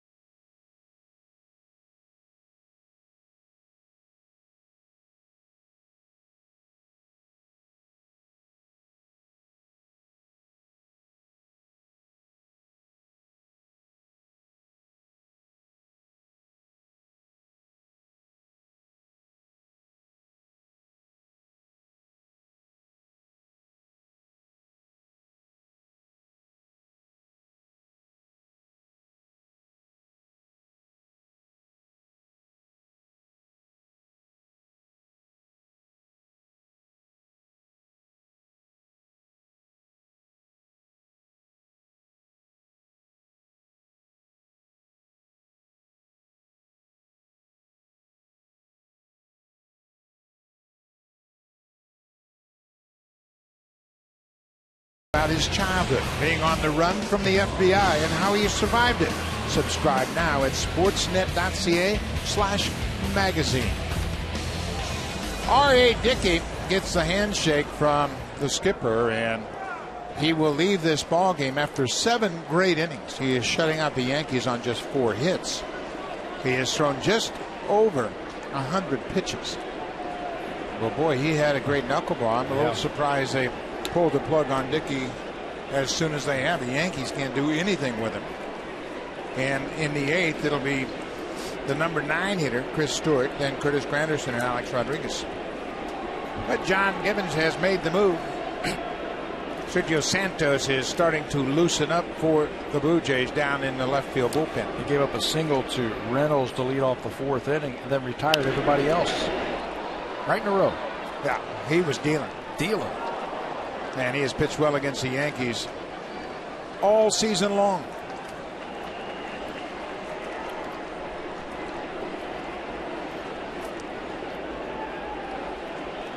Josh Tolley takes one downstairs. The Yankee bullpen is working behind Andy Pettitte. This is probably just a 1-batter start to the 7th inning. Left on left. Joe Girardi wants it started to try and get Tolley. Looper into center. Granderson circles back and makes the catch. Joe Girardi, he had that plan, and you were right on the money, Pat. He is coming out. Looks like he's got a purpose to his gait. Andy Pettitte has thrown 105 pitches. And Pettitte says, nope, I'm not coming out of here, Joe. I'm good. So he wants to stay in the ball game, and when Andy Pettitte tells you he wants to stay in the game, he feels good about his stuff. He came out of that dugout like, I'm going to make a change, but the respect for Andy Pettitte. He's been around forever, right? He wants to stay out there, try and finish off this inning. Hey, it's his ball game. Joe Girardi knows him well. He caught Pettitte, of course, when they were teammates in New York. He knows Andy Pettitte very well. This time of the year, you want to stay out on the mound and battle to the end. Get out there, finish it off.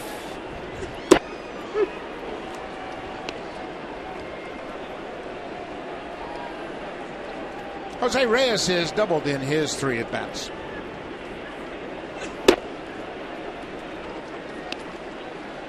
The one guy I don't think they're going to let him face will be Rajay Davis. Hey, get one more guy. Davis has hit him hard all night long. He's 1 for 3 with a double. He's on deck. But if he gets him here, yeah, that's a good point.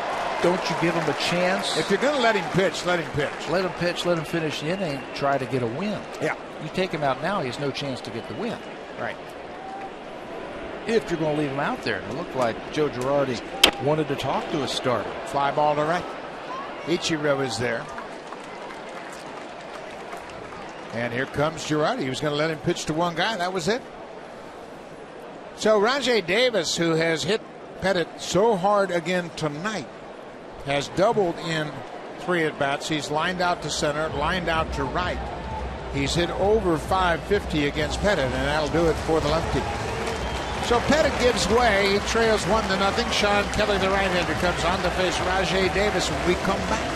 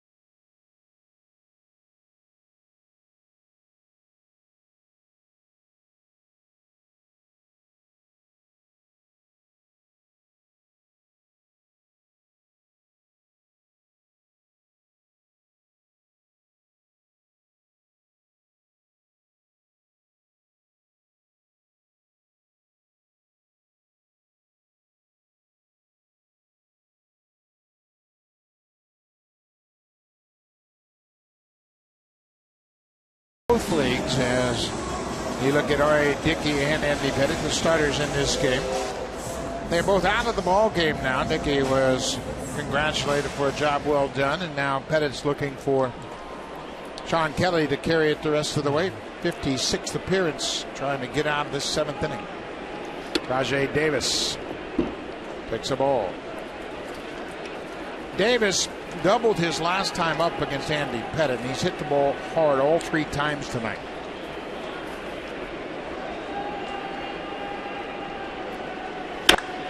This one is gone. Rajai Davis, second deck. Number 6 for Rajai.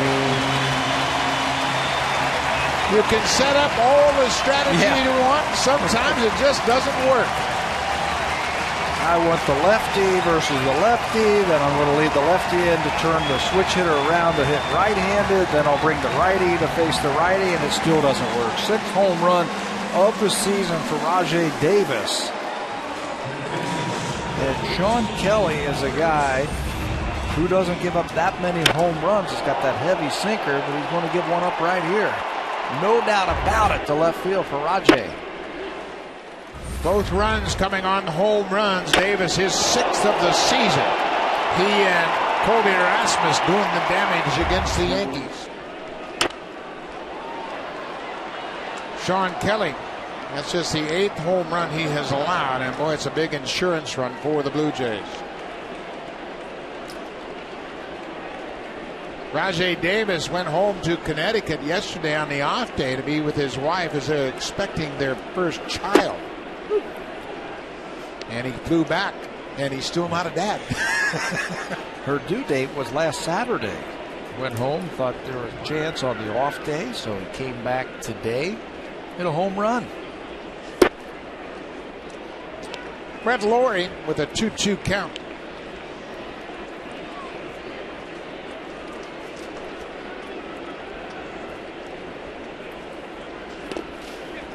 Breaking ball in the dirt. It's full now. Sean Kelly in relief of Andy Pettit, and it didn't take long for the Blue Jays to get to Kelly. Rajai Davis, he has hit the ball hard 4 times tonight.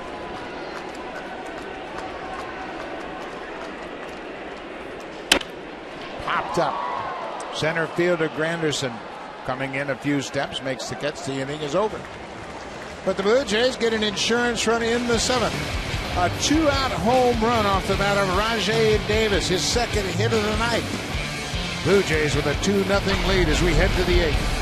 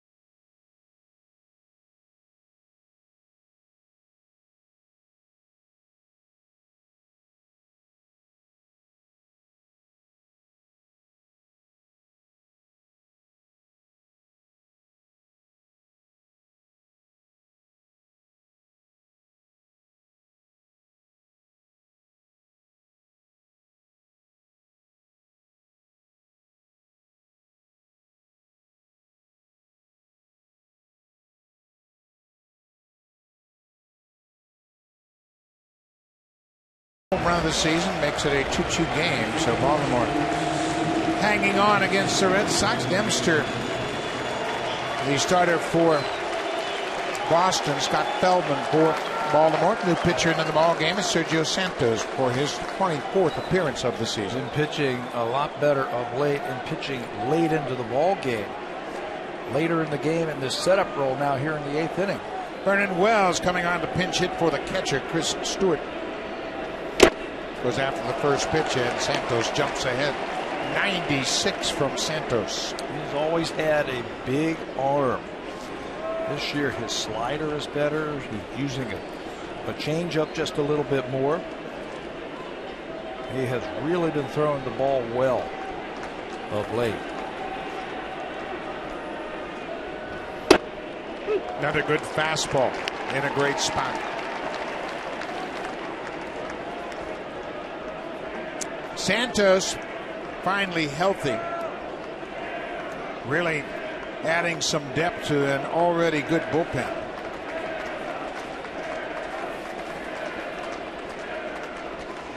Slider and Wells gets a piece of it. It's deep now in that bullpen. They got some bad news today about Brett Cecil for the last 2 weeks of the season. Cecil will be on the disabled list the rest of the way. He's got some forearm tightness and they're going to shut him down. Another 0-2 pitch from Sergio Santos. Slider.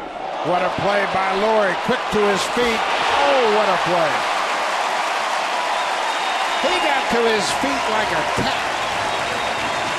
That looked like it was headed to left field, and Brett Laurie went to his left, got it, and then popped to his feet in a heartbeat. You know, that is all impressive, but the most impressive thing, how about the range? Look where he catches the ball.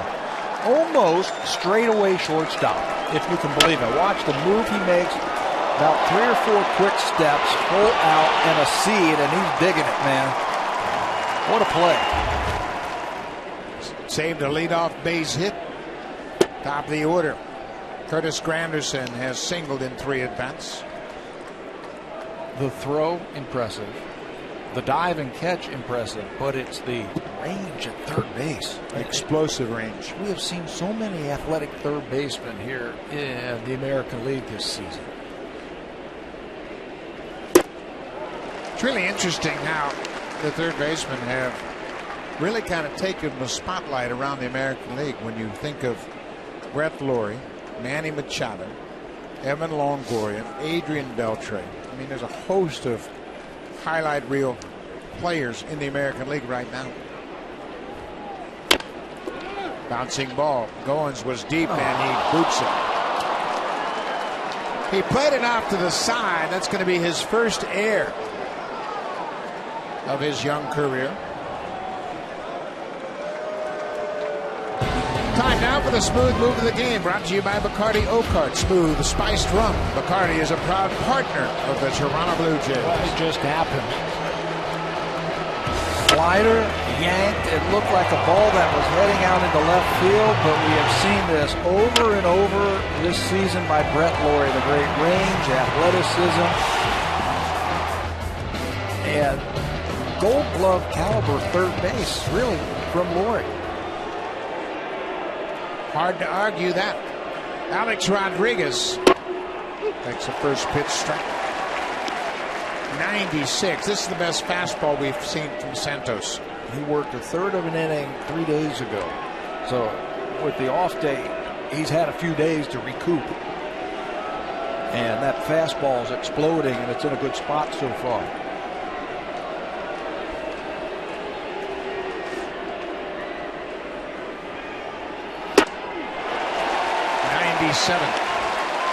No reason to change. Nope. Threw that one right by him. I think you'd be doing him a favor by throwing him a breaking ball. Unless you bury it in the dirt down and away. Right now, Rodriguez knows he's got to get that bat going if he hopes to catch up with the fastball.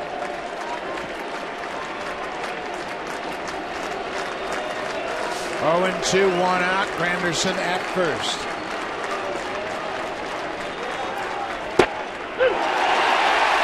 Why not? Perfect pitch. You could see Rodriguez asking the umpire, Jerry Davis. 3 fastballs, and Santos strikes him out. Well, there's no question that catches a lot of the plate, and it's in a good spot right there, right where Josh Tolley put his glove. Can't argue that one. That one is right there. Pete Walker out to talk to Santos. Whatever you're doing, keep it up. Well, he's got the Yankees' best hitter right now. All right, Dickey was the starter. He throws 101 pitches and leaves after 7 good innings. He's in line for the win. 7 innings of 4-hit ball. He didn't allow a run, walked 2, and struck out 8, and that was quite an outing, overcoming 29 pitches in the first inning. It didn't look like he was going to be able to make it to the 5th inning. Those first couple of innings, he stranded 5 base runners in the first and second inning, and then got hot, got on a roll, retired the final 11 batters he faced. Robinson Cano set way outside. Look where Tolley is sitting. He was off the plate by about 2 feet. Soriano is on deck. He's a right-handed hitter. Of course, he's got power. 15 home runs since he's joined the Yankees. Off the end of the bat. Santos retires Cano. The Yankees strand another base runner. We'll go to the bottom of the 8th. It's a 2-0 game. Now time for Blue Jays Central Update. Here's Jamie Campbell and Greg Zahn in the Blackberry Broadcast Studio.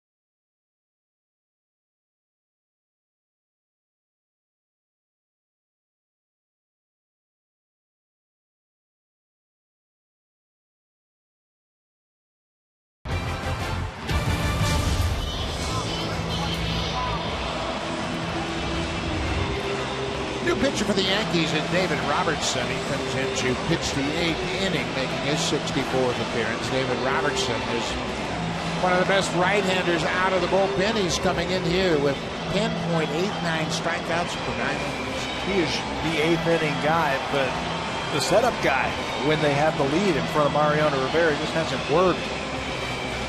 5 days ago, that was the last time that David Robertson got into the ballgame. Good fastball, cutting action, and outstanding curveball where you get a lot of those strikeouts. 73 of them in 63 games for David Robertson. J.R. Murphy takes over behind the plate as Vernon Wells pinch hit for the catcher, Chris Stewart.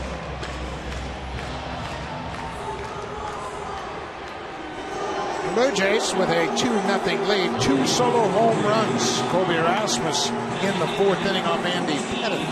And then Rajai Davis, the first batter Sean Kelly faced, with 2 outs in the 7th, hit his 6th home run, and that has given the Blue Jays a 2-0 lead. Moises Sierra has struck out 3 times, all against Andy Pettit.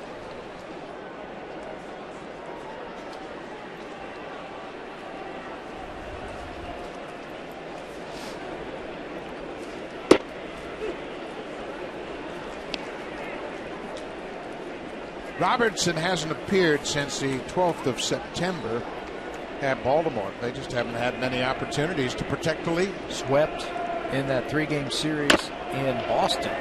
That's a fair ball. Reynolds deep at third, offline, and Overbay tagged him. Dan Iasonia, the first base umpire, ruled that Overbay tagged Sierra. Overbay was pulled off the bag by the throw that was to the inside of first base, and he tagged Sierra as he went by. Another reason why it's so much easier for a left-handed throwing first baseman to make this play. It's going to tail into the base runner, and Overbay, the glove hand right there by the base runner, catches it, slaps it on Sierra. I don't know if he ever caught up to him. Very difficult to move your glove that quickly when a runner's running full speed, but he sold it to the umpire. One down. Colby Erasmus with the home run in the fourth.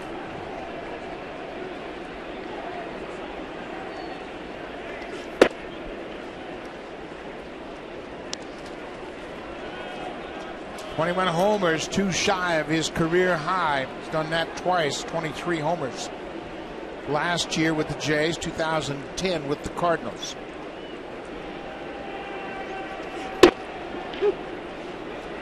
Much better second half of the season for Colby Rasmus than last year. Last year he ran out of gas. He played so hard and he worked so hard. Now you'll see him, if he doesn't feel like taking batting practice, he'll take a few swings and then go in and save his best for the game. Ground ball, Cano. Out in shallow right field, throws him out, 2 down. Fans, a reminder, Blue Jays Fan Appreciation Weekend is presented by Allstate. Blue Jays take on the Tampa Bay Rays Friday, September 27th. It's a 7:07 start Friday night, and then a couple of day games Saturday and Sunday to wrap up the 2013 schedule. Call the Blue Jays at 416-341-1234 for tickets. You can always order your tickets online at BlueJays.com or stop by most Rogers Plus locations. The final weekend of the 2013 season, Blue Jays Fan Appreciation Weekend. Mark DeRosa is 1 for 2 with a walk. Adam Lynn pinch hitting for DeRosa. One of the better pinch hitters for the Blue Jays this year. Lynn 5 for 15, a home run and 3 RBIs for Lynn, and this works out nice for the Jays. Get the lefty-righty matchup that you want here in the 8th inning. Lynn can come in and finish it off on defense.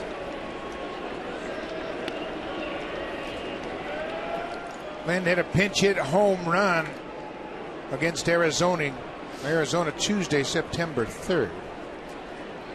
See, Casey Jansen appears to be ready, standing by with 2 outs. Ball and a strike to Lynn.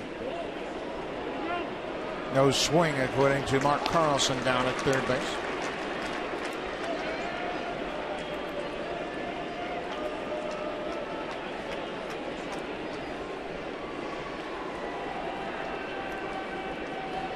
David Robertson retired the first 2 here in the 8th. Couple of ground balls. Then hits it hard to right. Ichiro looking up off the wall. Ichiro plays it off the wall and will keep Lynn to a single. Adam Lynn comes off the bench and delivers a 2-out single. Before that at bat, just 2 hits and 10 career at bats versus the right-hander. The curveball, a hanger, stayed back on that one. 2-1 breaking ball. Lynn stays right with it and comes this close. A couple of feet from knocking it out of the ballpark for a home run. That's how you hit a breaking ball. So Adam Lynn keeps the inning alive. Larry Rothschild out to talk to David Robertson, and they're discussing the pinch hitter.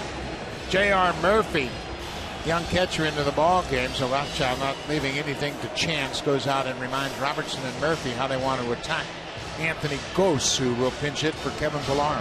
Another thing that works out just nice for the Blue Jays. You got a lefty on the bench versus a very tough righty. Gose could stay in the ball game with his superior speed in left field, and you get in at bats. against a tough pitcher. Anthony Gose, his one home run is a grand slam. With Lind at first, 2 down.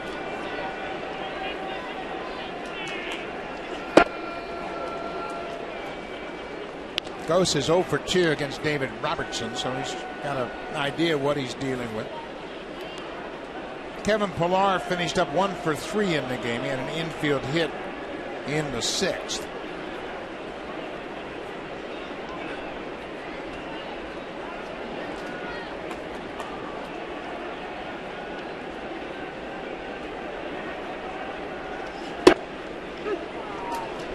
The Yankees are running out of time.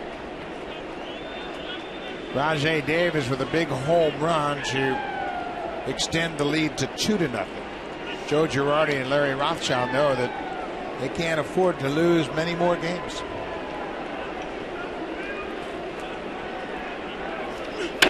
Rose drives it to left. Soriano was shallow. It's over his head. Lind is around second. He's headed for third. They hit the cutoff man. Here's the throw to the plate. Right on time, and what a relay by Brendan Ryan. Ryan unloaded a strike in a hurry, and he cuts down Lind at home plate. Soriano plays it off the wall, and watch how quickly Ryan gets it. Plays it on a hop and airmails it all the way to the plate. J.R. Murphy walks Lind off at home. They keep it a 2-run deficit.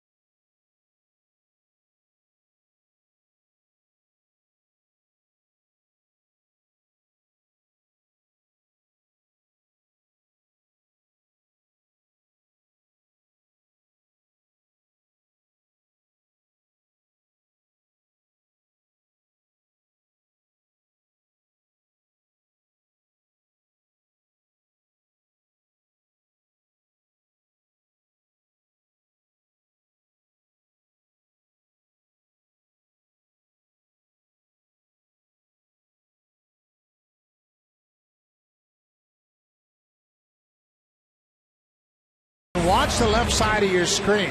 Soriano plays the ball back into the cutoff man, Brendan Ryan, and Jerry Davis rotates down to third, and Rivera never saw him. He got blindsided as he was waving home Lind, and wow, he got knocked off his feet by big Jerry Davis, and then the throw to the plate right on time. Dan Iasonia, the first base umpire, rotated down to home. That's all the rotation. The guys watching the play, and they didn't see each other. Casey Jansen's going to come in and try and finish this one off. 52 games. He's 30 for 32 in saves this season. He's been throwing the ball better of late. Jansen, as he always does, starts it out throwing a strike. Alfonso Soriano, Lyle Overbay, and Mark Reynolds. Lind is at first. Pinch hitting for Mark DeRosa. He takes over defensively. Anthony Gose is in left field after pinch hitting for Kevin Pillar.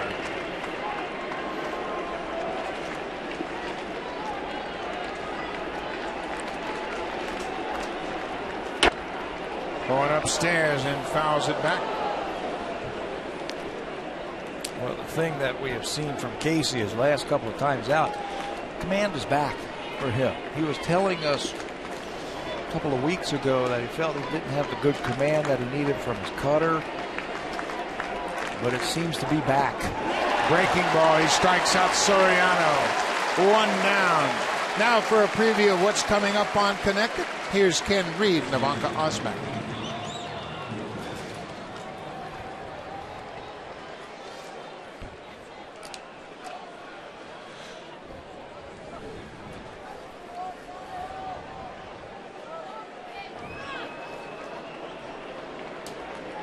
Thank you, Ken. And that'll be interesting to hear their thoughts about a parting gift for Mariano Rivera. He's got some interesting items, including a broken bat with a ball on the handle from the Orioles. That was a beautiful sculpture. While Overbay bats with 1 out, the Yankees trail 2-0. Overbay singles into right. Went down and got that pitch away and hooked it into right field.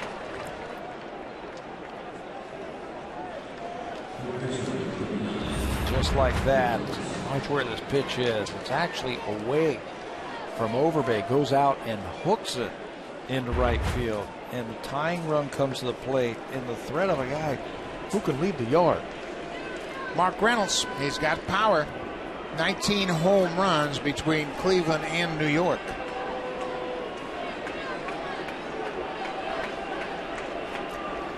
One out. Home run cut. Reynolds playing third base tonight is 3 for 10 against Casey Jansen with the home run.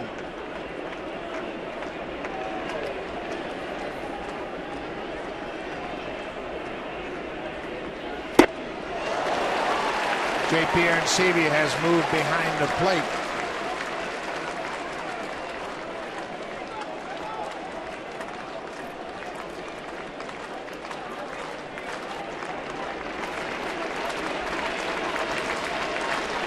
And 2. Another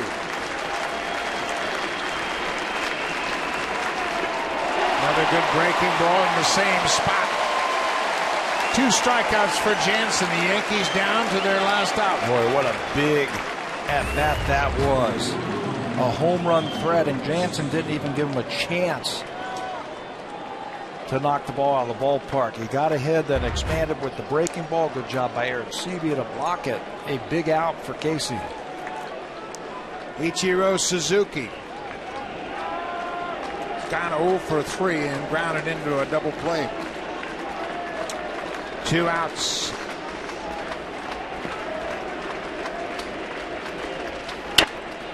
Popped up left side. Laurie giving chase. He's going to run out of room.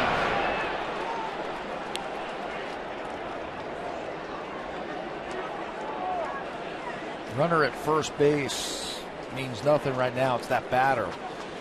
Adam Lind is playing in front of Overbay, who is the runner now. He's on the line, so there's no doubles.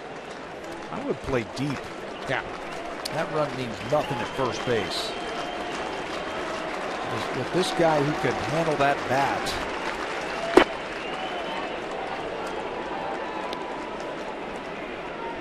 Eduardo Nunez loosening up on deck.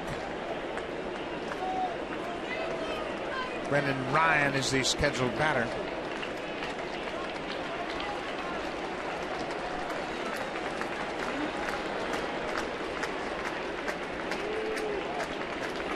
The Yankees have had 3 base runners since the second.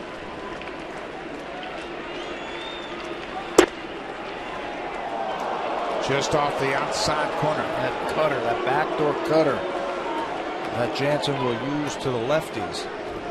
R.A. Dickey retired the final 11 men he faced tonight. Sergio Santos came in and allowed a base runner to reach on an error by the second baseman. Another pitch, another ball. 3-1.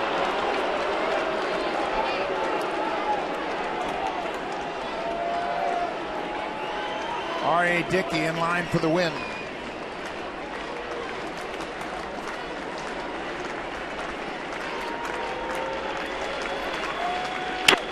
Ichiro fouls it back. It's a full count. Now Lynn's got to back up.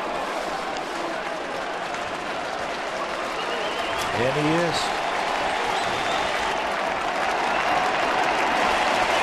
Run doesn't mean anything. Overbay will be taken off. Adams still guarding the line at first base. Nunez on deck. 3-2. There goes Overbay. Cut on and missed. Jansen strikes out the side in the ninth. Rajay Davis, a solo home run for insurance. Colby Erasmus got it all started and set up R.A. Dickey for his 13th win of the season. Yeah, early on, he didn't have his command, but you could tell he had a good knuckleball. He stranded 5 runners in the first 2 innings and then let it all hang out. Pitched outstanding baseball, 8 strikeouts, 7 innings for R.A. Dickey. The bullpen brought it on home tonight. Blue Jays win their 4th game against the Yankees this season. We'll be back here tomorrow night. Thanks for watching. Blue Jays win it 2-0. Stay tuned. Ken Reed and Namaka Osbeck connected, coming right up.